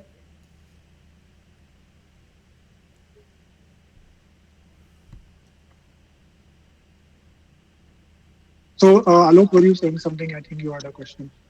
या no Pawan I was just saying that like जो हम वो search कर रहे थे ना कि जो पेशेंट आईडी था उसकी अनदर कॉपी कहाँ पे है Oh, okay. तो उसका हम एक कोड लिख के सर्च करके देख लेते हैं लाइक मल्टीपल कितने कॉपीज प्रेजेंट है नहीं है That will be fine. Matlab, what we या can do, right but if we just look at the number, right? Like we have 116 different samples which are matched. So this is something that you can verify, but this is already verified that we have 58 right normal and right 58 नहीं नहीं tumor. ये तो ठीक like I was saying just like जैसे हम जो भी वही बार लिखो जो मैच आपने लिखा था मैच लिखो प्रिंट करो मैच दो This count will actually, I think I'll print in one of the further, like if you see, right? So we can use this to actually count both of them. Right right Uh, so I'll do this first. So it is preparing all those 116 files as it did earlier for the remaining ones.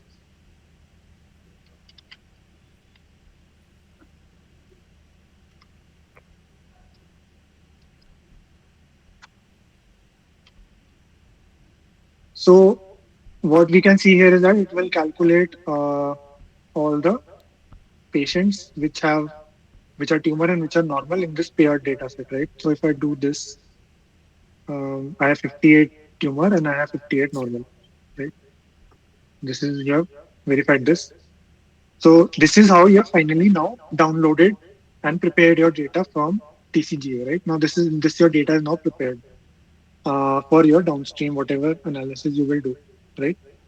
So I want to ask if there are any questions at this point. So before I move to the next step.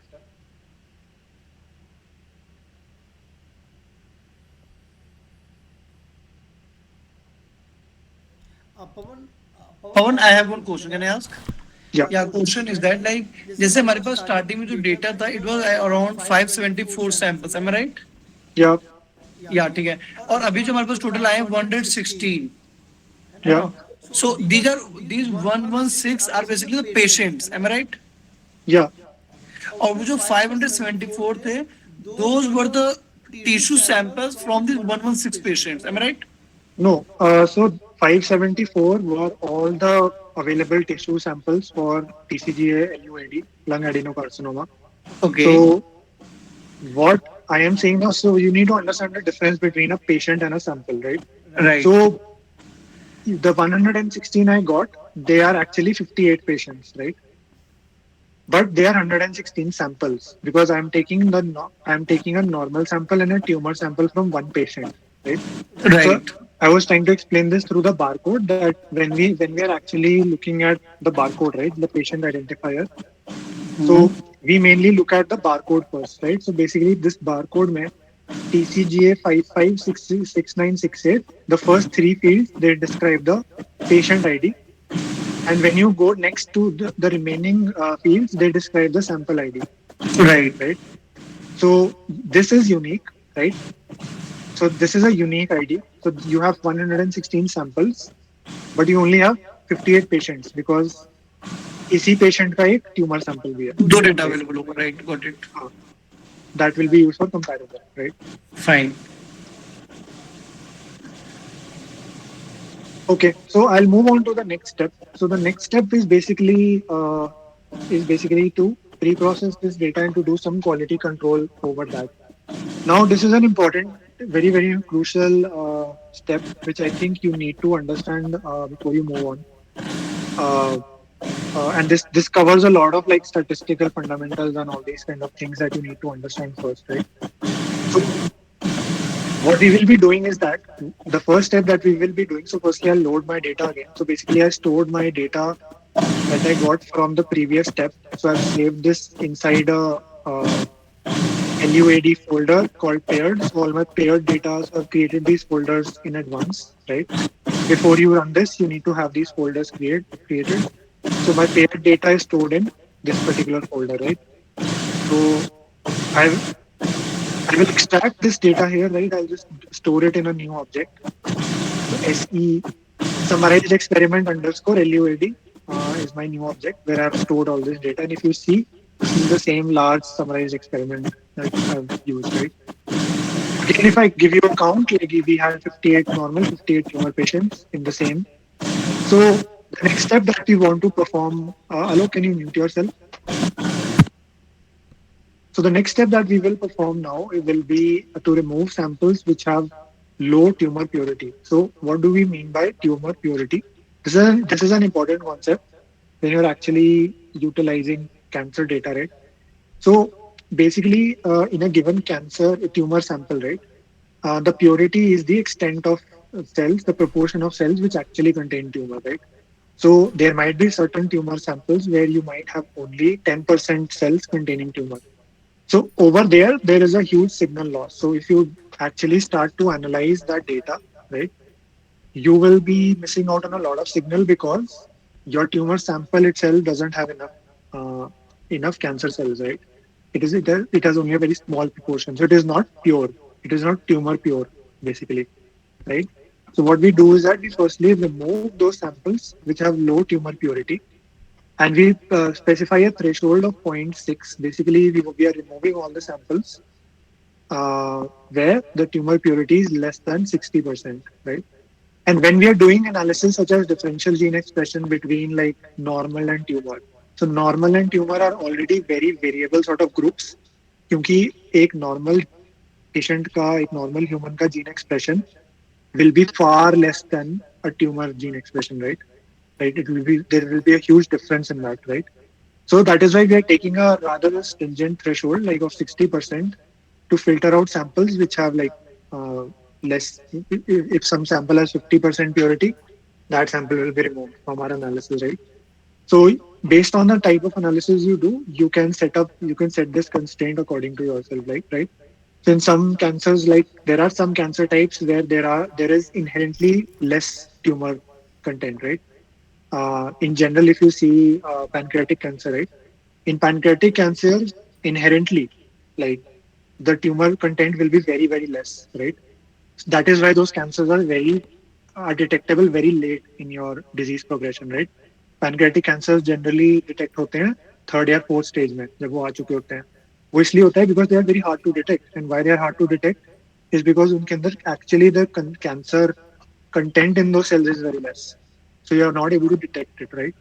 So it depends on the kind of problem you're trying to solve. It depends on the kind of data set that you're using. based on which you will set this threshold, right? For lung cancers and other like simple cancers which we normally have, like breast cancer and melanoma and stuff, which are easily detectable, right? Over there, we can use a more sort of a stricter threshold to only get samples which have enough sort of purity content, right? So when I run this, so I get a list of samples which are which have which do not have like much tumor purity. Like you can see, uh, sorry, so these samples, this is just a list of all the samples, right? So if I print out those samples which are actually pure, right?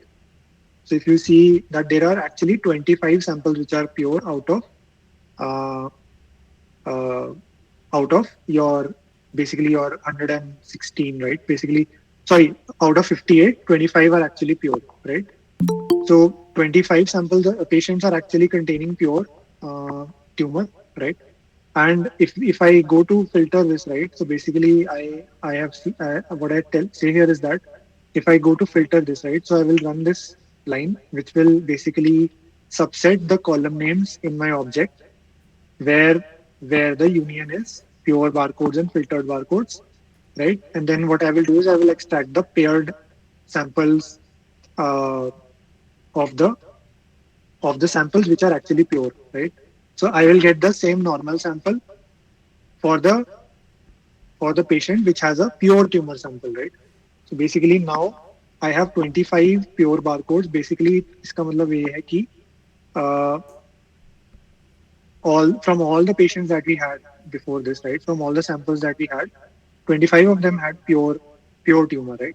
And now I have to extract the normal sample for all the same 25 patients, right? Now if you see, I have totally 25 pure tumor samples and 25 normal tumor samples. So totally I have 50 samples now out of 118, right? So 116 or whatever that number was, 116, right? So now if I look at this, right, and now I have like a subset of this, I've taken a subset of only pure tumor samples for analysis, right? So now I can save this file again. It is important that you save your files like at certain important steps so that you can reproduce that analysis so you don't have to repeat the previous steps, right? So all those files are actually saved in your local directory, right? So are there any confusions in this tumor purity filtering?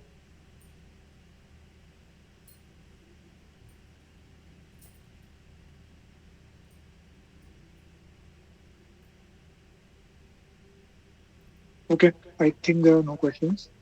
So yeah, so now the next step that we have to perform is to actually start pre-processing this data. Now I have done all the required filtering that I had to do on my samples to actually get a final list of samples that I can process. I can process my data upon, right?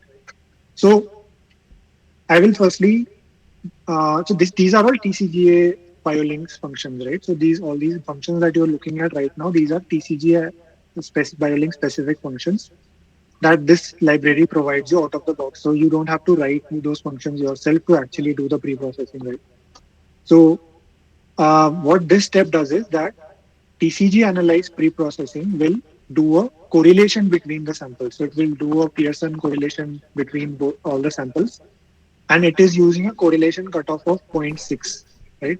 So correlation cutoff of zero point 0.6 means that all the samples which have a correlation of less than 60%, right, are treated as outliers, right? So if a sample is not, if a sample is like only 40% correlated, right, that means that we are treating it as an outlier. So we will be removing that, right? But right now, what happened is that when I did this, uh, luckily there were no samples which had a correlation cutoff of below zero point 0.6, right? So we were able to retain all the samples that we had in the previous step. So we actually did not lose anything, right? So we still have 50 uh, 50 total samples. If you see this, so this is the object that got created, which is a data after preparation. You can see now this is my data gene expression data that I will be utilizing for my further analysis and processing, right? So you have a unique patient barcode, sample barcode, right? And you have the gene expression data for 19,947 genes, right? And this is across like all the patients, right? So this is my data after preparation, right? So, and you can see like once you prepare this data, you will have this kind of, you will be, this kind of output you will get, that you will see correlation metrics, which will show you what was the intensity of correlation amongst all the samples, right? So it is generally showing that most of the samples have a high correlation, hence nothing really got removed, nothing really got filtered out, right? Hello, Pawan. Hello. Yeah. Yeah. Sorry to interrupt in between, Pawan, but actually, we have only 15 more minutes to wrap up. So, what I will prefer, I think that it will not be possible to explain all the codes. So now, because we have explained like how to access the data and how to download and process the data. So now you can go ahead with the PPT and explain how to what to do further from there. Okay, so I think we can take 15 minutes extra if everybody is okay with that. Because अभी थोड़ा important part आना है, मतलब that is like the Sure, not an next. issue. Okay, If go ahead. if everybody is okay with that, then we can take like at least 15 minutes extra to explain some of the things. So, do you think like in 15 minutes we will be able to wrap up the code? Yeah, yeah. I mean, we thought it is 12:47, right? So we have half an hour. So I'll try to wrap it up in 20 minutes and then Okay, leave fine. time for Go ahead. Go ahead. Go ahead then. some QA, right? Go. I need 10 minutes after the session. Okay. Huh.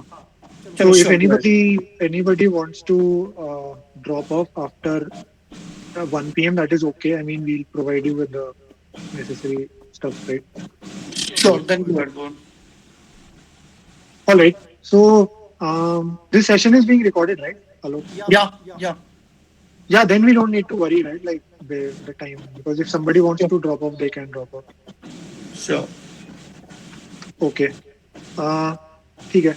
So then now the next step is that we want to perform some quality control on this data set, right? And why quality control is important is because we are actually downloading the raw data that is deposited as it is, and it is not necessary that all that data that has been deposited will be important to us, right? So, Alok, maybe you can mute yourself. Oh, sorry. So it is not important that all the data points that we have right now are important to us. So we have to perform some form of quality control on top of it, right? So the first very important aspect in quality control is in gene expression data analysis is that we have to firstly find out, are all my genes expressed or not, right, in my data set? Because if you see the gene expression data set, right, like there are a lot of genes which have a count of zero uh, in certain samples, right? So across certain samples, right? So we have to firstly find out certain genes that lack expression, like which do not carry any information in my data set, right? And this is an important step in the sense that it can highly speed up your computation or your like whatever code you run after this. It can speed up your computation because it doesn't have to deal with that extra data. Otherwise, these things are generally handled by the subsequent will be handled by the subsequent algorithms that we use. But this you can perform this step in the beginning to understand a bit about what your data looks like, right? So if I run this, basically this line basically describes that in my gene expression data, which is data prep, right? I'm trying to find basically all the samples where there are at least more than five genes that are that have that have more than zero expression, right? Which do not have a zero count of zero, right? So basically, or zero or more than zero, right? Like a little more than zero. So what we are saying is that basically we are saying that it has to have a count of like the count of that gene should be more than five. So if you see this is expressed this variable which got created. So this stores like true and false value. So basically it is telling that this gene in this sample had more than five uh, expression, right? And what we also try to plot is that, so this is an important thing that you will see, right? So basically, if you see, look at this plot very carefully, what we are doing here is we are counting the number of genes. We are counting the number of genes in various, basically in how many samples they have been expressed, right? So basically we have more than 15,000 odd genes, right? So that count is, this is the number of genes and this is the number of samples, right? So this mainly means that there are more than 15,000 genes which are expressed in all the samples, right? And there are about roughly about 2,000 genes here which are not expressed in any sample, right? So this 2,000 genes are expressed in zero samples, and then there are certain genes, like there are uh, certain genes which are expressed in only one sample, right? Which have no expression or very less count in only one sample, right? So this shows that we have genes which are either expressed in all samples or which are expressed in no sample, right? There is no middle ground. So in the middle there are very few genes which are actually expressed in across various sample sizes, right? So what we basically do is we are not interested in, if you see the slide on the right hand side, we are not interested in this proportion, right? Because this doesn't really carry any information, right? Because this is generally not expressed. So basically, we have kept a criteria that keep all the genes which have expression greater than 5 across more than 5 or more than 5 samples. So if a gene is expressed in 5 or more than 5 samples, then we are keeping it, right? So what we find now is that 2,500 genes do not really carry any information according to this inclusion criteria, right? That they generally do not carry any predictive or like predictive value. So we remove them essentially. So I can quickly perform this step to subset my data to only these 17,400 genes, right? And you can see that now my data prep object only has 17,000 genes, right? So I've done this. Um, right. So this was the step where we are actually only keeping the count genes for which we have some expressive value, right? Um, I'll kind of take not explain these steps in too much detail, but these are also important steps. So basically, data normalization step is basically we do certain GC content normalization. So if you have some NGS background or if you have some sequencing knowledge in from your past experiences, you should understand that there are certain cells which you generally sample for which you create these perform sequencing, right? So you have a plate, sequencing plate, and you basically generate these reads of various sizes called transcripts, which your DNA sequencing machine will take as input and will amplify these sequences to perform your DNA sequencing, right? So what happens is that while doing these kind of sequencing, a lot of times while amplification, there happens something called a GC bias or a guanine and cytosine content bias, because of which your data is becomes highly skewed towards certain values, right? So we want to normalize these technical artifacts. So this is essentially not a biological artifact. This is a technical artifact which we want to normalize. So quickly, if we just run this pipeline small function to normalize this data prep object using the GC content method. So it will do some normalization over here, and it will normalize your GC based on this uh, using this method, right? So I will suggest you to read some papers on GC content normalization. What is GC content bias to know more about it? I don't have a lot of time, so we are kind of taking it quickly, right? Uh, but I would advise you to read a bit about GC content, right? GC content bias, because this will be very important. And next is the quantile filtering, which we are doing on this normalized data, right? So once we have normalized this data for GC content, we are doing some filtering on top of it, right? So basically, I'll do this filtering and I'll explain you what this filtering means, right? So if you look at the right hand side, right? So basically, this plot is generated from this data set itself, right? So you can see these are the count values, the gene expression values of across various samples of all the different genes, right? And you can see that there is some proportion of genes which have too high count. Like these counts are abnormally very high, right?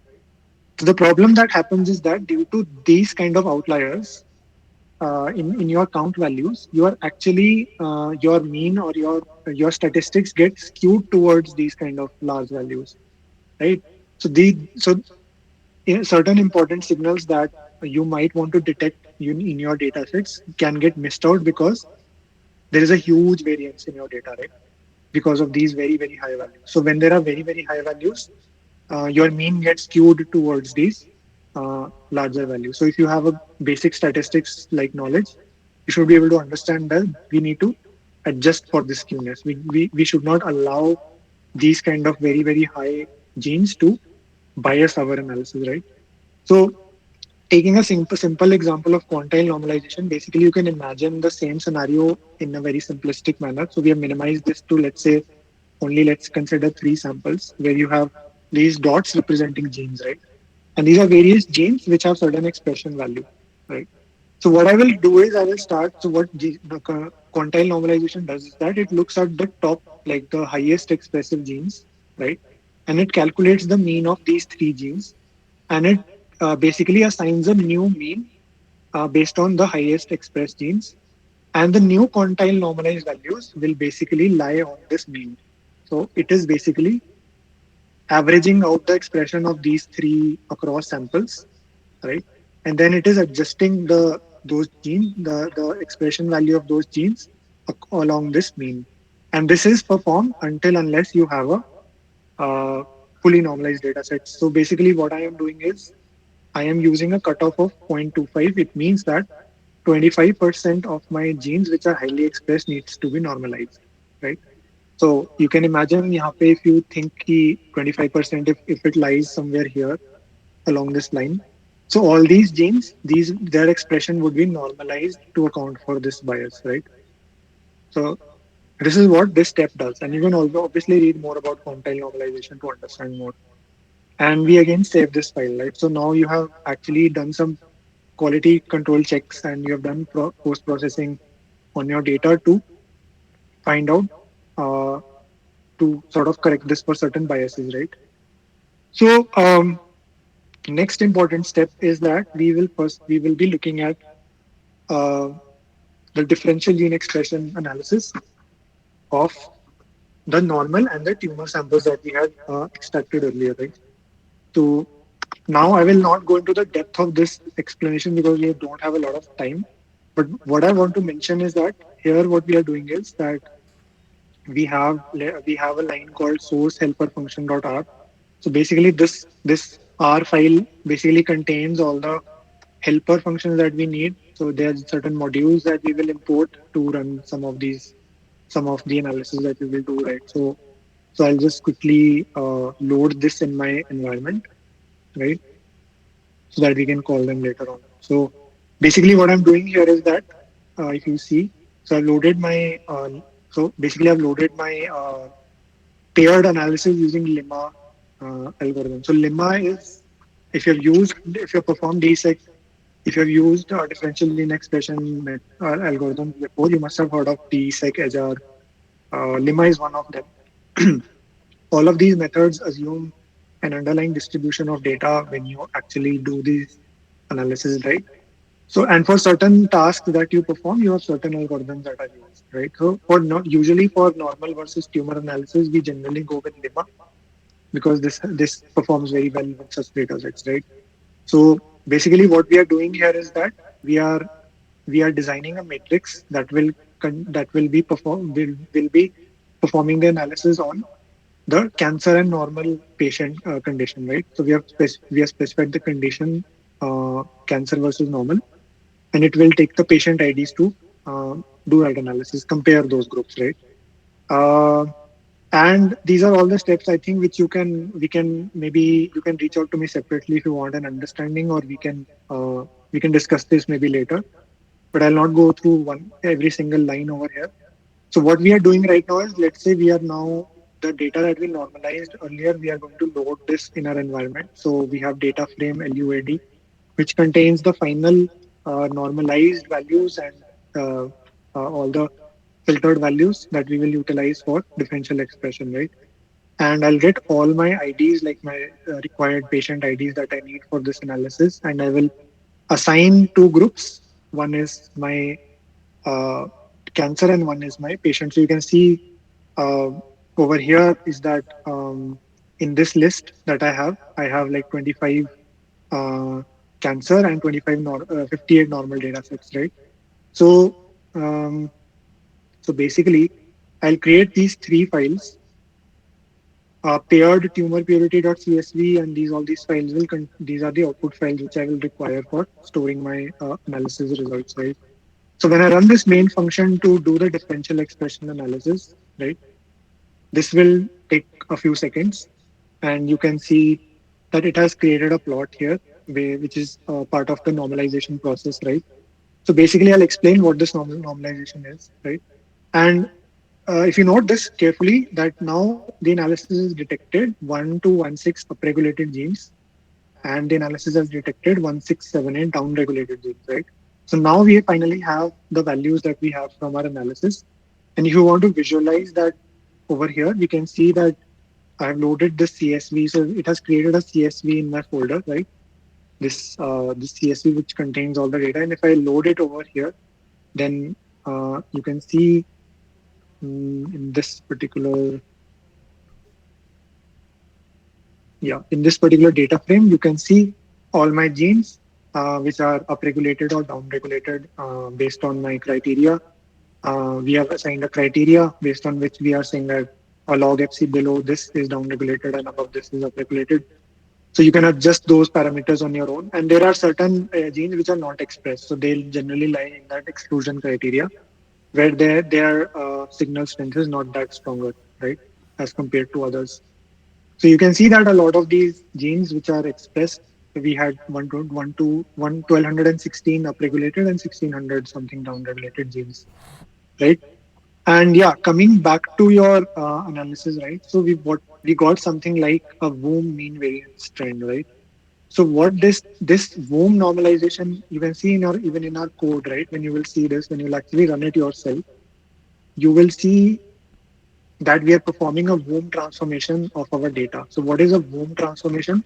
So basically, as you saw earlier, right, when we are actually normalizing our data sets, right, there are a lot of counts which have a very high value, right? So because of which there is a huge mean and variance are not generally proportional. Mean and variance are generally proportional to each other in a lot of these samples, right? What happens is that when there is a high mean like these counts, right, they have a lot of variance between them across various samples, right? So which kind of creates that mean variance bias in a lot of these samples, which we want to normalize, right?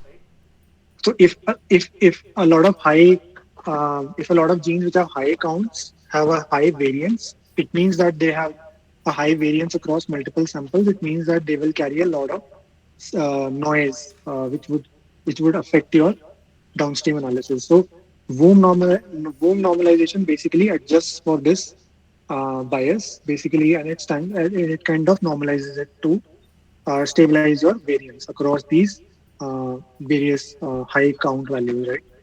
So again, you can read about this in some papers. You can find papers on this, or you can reach out to me later if you want some material on how to understand this mean variance trend and all these things. And there are a lot of algorithms which are available for understanding this, right? So you can definitely look up. It's all there, right? So basically, now you have all these differentially expressed genes, and if you want to visualize this, we have visualized this here. And if you look at it, right, now you can see it has created a PDF basically to, uh, if you can see my screen, if you not, I'll show you on this slide. This is the result you get from your actual differential gene expression analysis using lemma, right? So what you are seeing here is that we have log fold change, and we have a log FDR or a p-value which describes the statistical significance of this of these genes, right? Of these differentially expressed genes.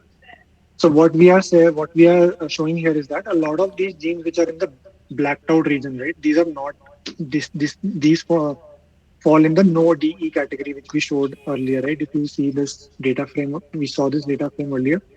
There are a lot of these categories which which fall under no DE category, right? No DE. And these no DE categories are depicted here. So means that they either they have a very less log FC threshold, like they are not much in terms of fold change, and they are also not much in terms of their p-value. So they are not very sort of significant in terms of their p-value, right? And the ones that we have actually shown to be uh, significantly expressed, right? So there is some mistake in the plot here. Like this, these all should have been green, but it is showing like a mix of like red and green. But if you understand, these are all the genes which lie less than zero in the negative x-axis. You can see that they are mainly down-regulated, right? And the ones that lie on the positive x-axis, they are mainly up-regulated genes, right? So you can visualize these using a volcano plot, for which I have already added the function here. And you can assign the thresholds based on your choice or based on your criteria, right? You can keep a higher log FC threshold, or you can keep like a higher sort of a p-value threshold, right? Based on it, which you characterize what is upregulated and downregulated according to you, right? So this is about differential gene expression analysis, right? And this is how you are actually able to extract genes which you are really, really interested in when you're doing certain comparative analysis like these, right? Now, the last part of this lecture, which I want to take you over, is the survival analysis, which is a little important in the sense that this will be useful for you to understand some of the key steps which are performed when you're actually doing some predictive analysis on patient data, like on clinical data, right? Uh, so basically, what is a survival analysis? Firstly, if you try to understand a survival analysis, and we just forget about the code for once, right? So basically, a survival analysis is a predictive method where we predict how long a patient would survive under the given clinical circumstances, right? So let's say a patient may be in clinical stage one, and there might be some patients in clinical stage four, right? So intuitively, clinical stage one patient should have a better overall survival than patients in more terminal stages, right? And we can predict that using the data that we have. We fetch from TCGA. We have a lot of clinical data that is available to us. So far, you only saw the molecular data, which is present in the form of gene expression profiles, right? Gene and their sample-based expressions, right? But if you want to actually do some clinical analysis, you can directly download, fetch the clinical data in your system, right? So you can see that I have fetched for those 116 patients, I have 116 samples. I have fetched a lot of clinical data that is made available here, right? So you have like a lot of information available here, right? Such as sample type, when it was, whether it's released, and let's say there are which origin or which part of my tissue where this sample is taken from, right? Inside my lung, right? And what are the days to last follow? What was the time of diagnosis? What is the primary diagnosis? So there are certain subtypes within the disease under which these cancer is diagnosed, right? And there's a lot of these so, columns that you may or may not be important for your analysis, but some of these very basic ones like race, gender, vital status, whether they are alive or not, right? These are generally important to do some analysis, right? And you have another important variable, which is tumor stage, right? So in which stage of tumor is your sample, right? So you can look at this. I think it is in my AGC. Yeah, so AGCC pathologic stage is my column for where these tumor stages have been described, like stage one, stage two, and stage four samples are here, right? So you can use these samples to actually this data set to actually perform certain analysis, such as TCGA is one. In TCGA, survival analysis is one of them, and we'll filter out the columns that we only need, like the 50 columns that we need, uh, or the 83 columns that I need for doing my analysis, right? And I will load my function, which will actually do the survival analysis on this clinical data, right? So basically, you have taken the data inside your if you can just take this over here. So this TCGA analyze underscore survival is that function which mainly utilizes this clinical data to perform a survival analysis, right? So you give it your input data as your clinical data, right? And you give a cluster column, right? So a cluster column is something that for which groups do I want to compare the survival on, right? So I'm using the tumor stage to compare the different survival rates of patients which lie under them, right? And these are just some of the other parameters that you need. And if you look at the final plot, right, you will be able to see the file is saved in the survival.pdf, but what you will be able to see, the survival analysis would look like this, right? So basically you have like a lot of these lines which are going here and there. So what it means is that um, the each line depicts a unique tumor stage, right? So stage 1A, as you can imagine, like it had better survival across some of the patients, right? It has a good overall survival as compared to other tumor stages, because as you can imagine, this is in an early stage, right? And you can also see stage 1A, which had about 134 patients in which were able to. You can see that the time since diagnosis is 134 for 134 patients is generally under 2000 days, right?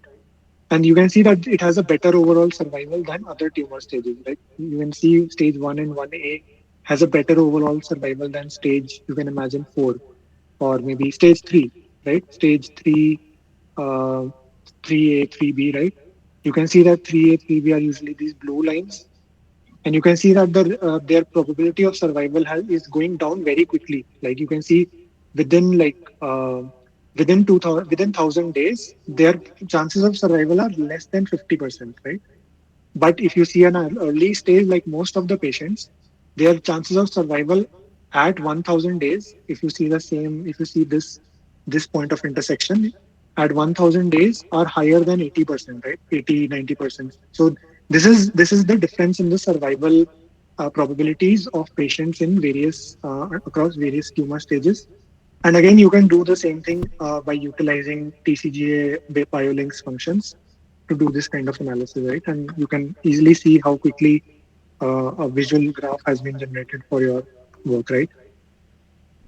So this is mainly about some of the important aspects of TCG analysis, data download preparation, and some preliminary analysis that I wanted to discuss in this lecture. Having said that, like this is a fairly advanced concept, and there are a lot of things that are still yet to be addressed, which are useful for doing any kind of analysis using TCGA. These are just some of the starting points that you need to understand before you actually dive deep into uh, dive deep into this data set, right? So some of you might already have done these kind of exercises before, but for those you who haven't done it, I would suggest that you start with very simple examples and then build towards more advanced cases. All right. So Alok, are you there? Yes, Maybe we I'm can take here. some questions. Yeah. Yeah. या एक और So slide before आ गया, I, एक और slide आ गया so हमारे पास. yeah, this is the take home assignment. So I एक will और discuss ये छोड़ this देते हैं, ये छोड़ after. देते हैं, server analysis. And thank you slide थी ना हमारे पास. Thank you, slide hai. Yes. Yeah. Yeah, this is the most important slide, yeah. Yeah. So it was really such a nice, wonderful session, and definitely guys, Pawan has delivered everything in such a like explainable way, and explained everything from scratch. And definitely Pawan has made a take home assignment.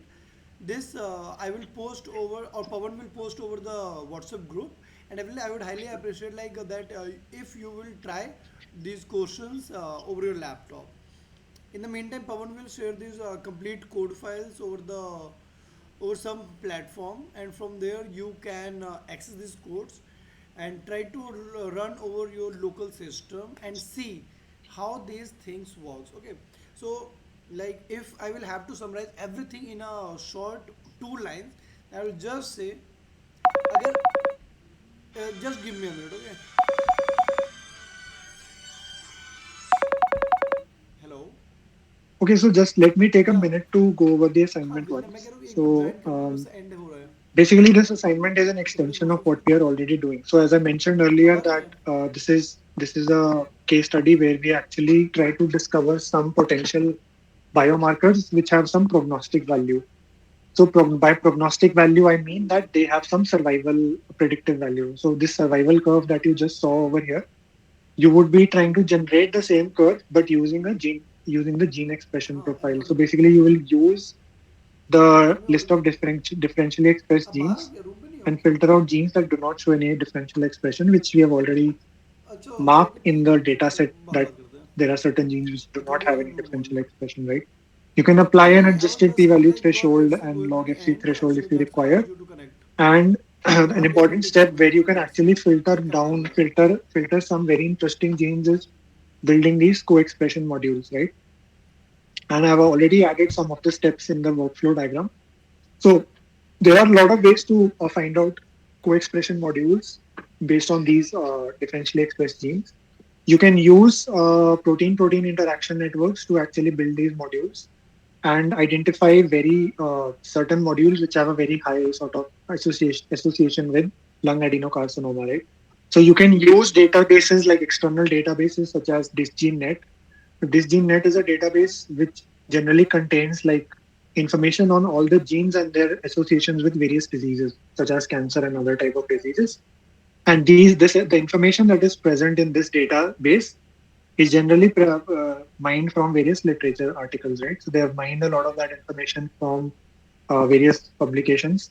So you can try to assess like from those co-expression modules, what are some of the genes that are highly co-expressed, like highly co-expressed and associated with lung cancer. And then by picking like a very set of very specific genes of interest, you can perform a survival analysis of with this package or any other package of your choice using this gene, right? Using these genes, right? Using the function survival km, of which the code I've also added here. You can try it out, um, right? And just if I want to show you, right, what is the expected sort of outcome you can actually gain from this exercise, right? So if I just want to show you um, that if you run this throughout, like if you do this assignment, this is your output that you should actually expect from your analysis, right? Just give me a minute to open that. Um, it will be very useful for you to understand what we are actually trying to achieve here, right? So, uh,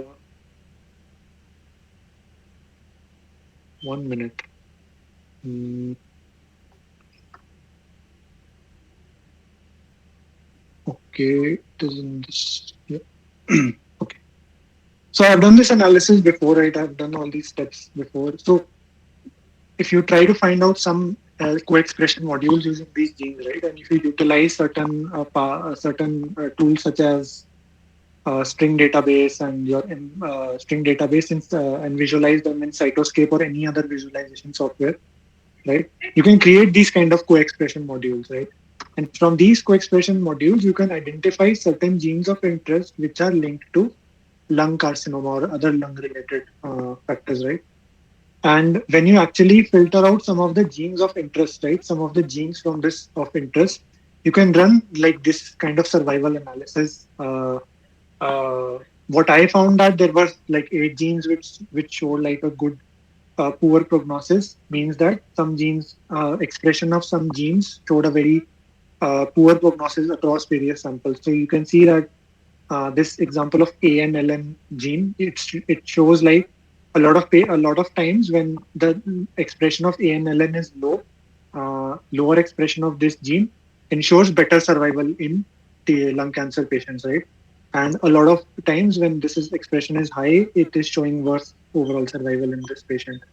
And what we are seeing over here is that in this data set, this gene is largely highly expressed across all tumor stages, but it is especially expressed in like tumor stage 4.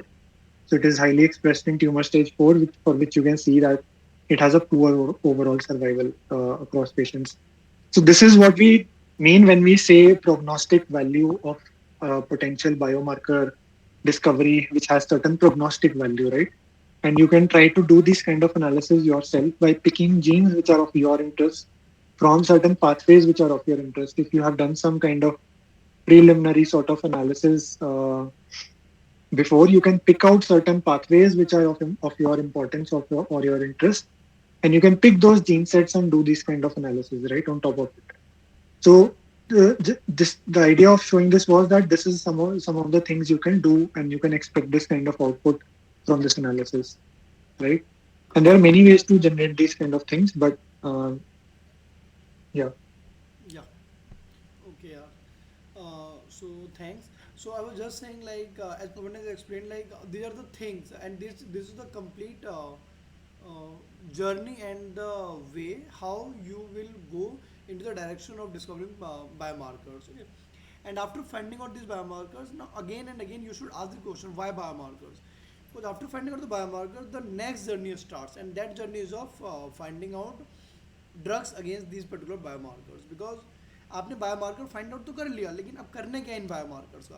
तो इसके बाद हमें करना होगा कि like we need to target these biomarkers and target those particular biomarkers and see how can we design few drug molecules, few inhibitor molecules, which has the potential to go and target these particular genes. Or because what Pawan has explained to you totally in today's session was basically transcriptome data, so gene expression data only. So like this, we go for the metabolomics data also, we go for the methylation data, microRNA data, microRNAs data. So there are different sets of data we analyze. Okay, and let me tell you once again that the complete analysis that we have done today, it has very less reliability. Why? Because we have seen a single omics level at a time, but in reality the biology does not work like this. Biology works in a uh, dependent manner upon each other. Okay? Suppose that we have metabolomics, we have proteomics, we have genomics, we have and then we have microRNAs, and we have a lot of other different set of omics. So and enomics is also enomics, phenomics, a lot of different omics we have, and all these omics are going to interact with each other, and then they lead to some particular metabolomic actions, some disease or some healthy state. So there comes the next direction of research, which is known as multiomics research, which is basically like my area of research. So multiomics is one of the area which is of very high value nowadays, where we target to see the relation of the different omics and predict how can we find out biomarkers or prognostic markers by taking into account the interaction between the different omics layer. Okay, and the journey is not going to stop here. The journey starts from here. It is very simple process. It's a very simple thing. The journey starts from here, and from here, whatever biomarkers or things you get, you have to take this to the wet lab, because as Pavan mentioned in the one of the slide that more than 95% of the research papers that comes into the journals, they're not going to be implemented into the clinical level, and does not get into the translated. Okay, so because this is very, because translational research takes money, takes time and everything. Okay, so whenever we have designed a few experiments, we always have to try to see its feasibility, its time complexity and a lot of things. Okay, because आपने research कर दिया, आपने इतनी मेहनत कर ली, लेकिन अगर वो रिसर्च जो रिजल्ट आया है, अगर वो क्लिनिकल में नहीं गया तो आपकी सारी मेहनत बेकार है. ठीक है, तो इसीलिए like science works in collaboration. Science works where people from the different backgrounds come together, and wet lab and dry lab has their own importance. Wet lab से ड्राई लैब जाती है, ड्राई लैब से wet lab जाती है. ठीक है, ऐसा नहीं है कि खाली ड्राई लैब करके आप बहुत से साइंटिस्ट बन जाओगे. Trust me on this, bioinformaticians are useless if wet lab is not there, and wet lab are useless if dry lab is not there, because these things work with mutual understanding and in collaboration with each other. So that's the beauty of science, because we have to work in the interdisciplinary manner. Okay, yes. Okay, so that's why I always focus and say that always try to build network. Start going out of your rooms, your labs, and seek people on the different backgrounds, from politics, from physics, from chemistry, from bioinformatics, data science, or whatever domain. It doesn't matter. Like you should always be restricted in your domain only. Feel free to reach out to different kind of people, build networks, and utilize those networks into the real world. And most probably, like the coming session that we will conduct now, I will be conducting a session most probably after a week or like 2 weeks later. It will be upon the multimodularity. Okay, so it will be taking into account the multimodality of the different data together. So in when we walk into the computer science area, this is known as multimodality. When we walks in the biology, this is, and when we take into account the different omics, this is known as multiomics. So I will try to cover one session about multiomics and multimodality, where I will be showing you how can you take into account the genomics data, the X-ray data, and then you can take into account the methylation data, microRNA data all together, and then perform the same analysis and see do we get some different results or not. Trust me on this, whatever result you will get after performing multiomics are more reliable as compared to when you perform all the analysis at single omics. And now the complete research in the biological sciences is shifting towards, first of all, we perform the complete analysis at single omics level. Okay, suppose that we have 5 type of data. We have methylation data, we have microRNA data, we have gene expression data, we have we have the computer vision, like basically image data. Okay, so and histological data. We have histology data. So what happens is that first of all, scientists will analyze all this data independent of each other. Then they will put the information from all this data together and then perform the same analysis and see is the confidence, has the confidence of reliability increased or not. And trust me on this, confidence of reliability increases because we are taking into account now the interaction between the different layers, and biology works in this manner. And this is one of the hottest topic nowadays in the research area. And my research is basically like a center little bit towards that, like where I will be working in the area of multimodality and multiomics research towards cancer biology. So it was really grateful session by Pawan, and I'm really thankful to him so that he gave his precious time and conducted such a beautiful session in such a nice manner, and gave such all the different possible information that could be given in such a less amount of time frame. Along with that, I will be saying that like all the different all the complete analysis that Pawan has showed you today, we run courses where we teach all these things. Okay, so there is one course which we have started yesterday only, that is known as R for bioinformatics, where we are teaching how to, first of all, how to operate R, how to code and program in R, and then we will be teaching you how to analyze and perform, what is the mathematics, statistics behind differential expression analysis, enrichment analysis, network analysis, and all these things. Because trust me on this, nobody cares that you are proficient in running codes or not. People cares you know the statistics and mathematics behind these things or not. So if any of you is interested in registering such courses, feel free to reach out to me or Pawan, or you can reach out via that WhatsApp group, and that WhatsApp group we will be using for the further way of communication, and we'll be conducting such sessions on a regular manner. So I'm done from my side. So now if any of you have any questions, something to ask, share, or give, and I would like only 5 people are there, so it will be really great if you guys could share your feedback, so that it will be really helpful and great in conducting our next sessions. So thanks, yeah. Sorry for boring you that much. Thanks. Hello. Yeah, hi Magni. Hello, sir. Hello, Pavan, sir. Can I ask a question? हाँ जी बोलो. Yeah. Sir, actually, I want to perform DEX analysis with wild type and mutant samples for a particular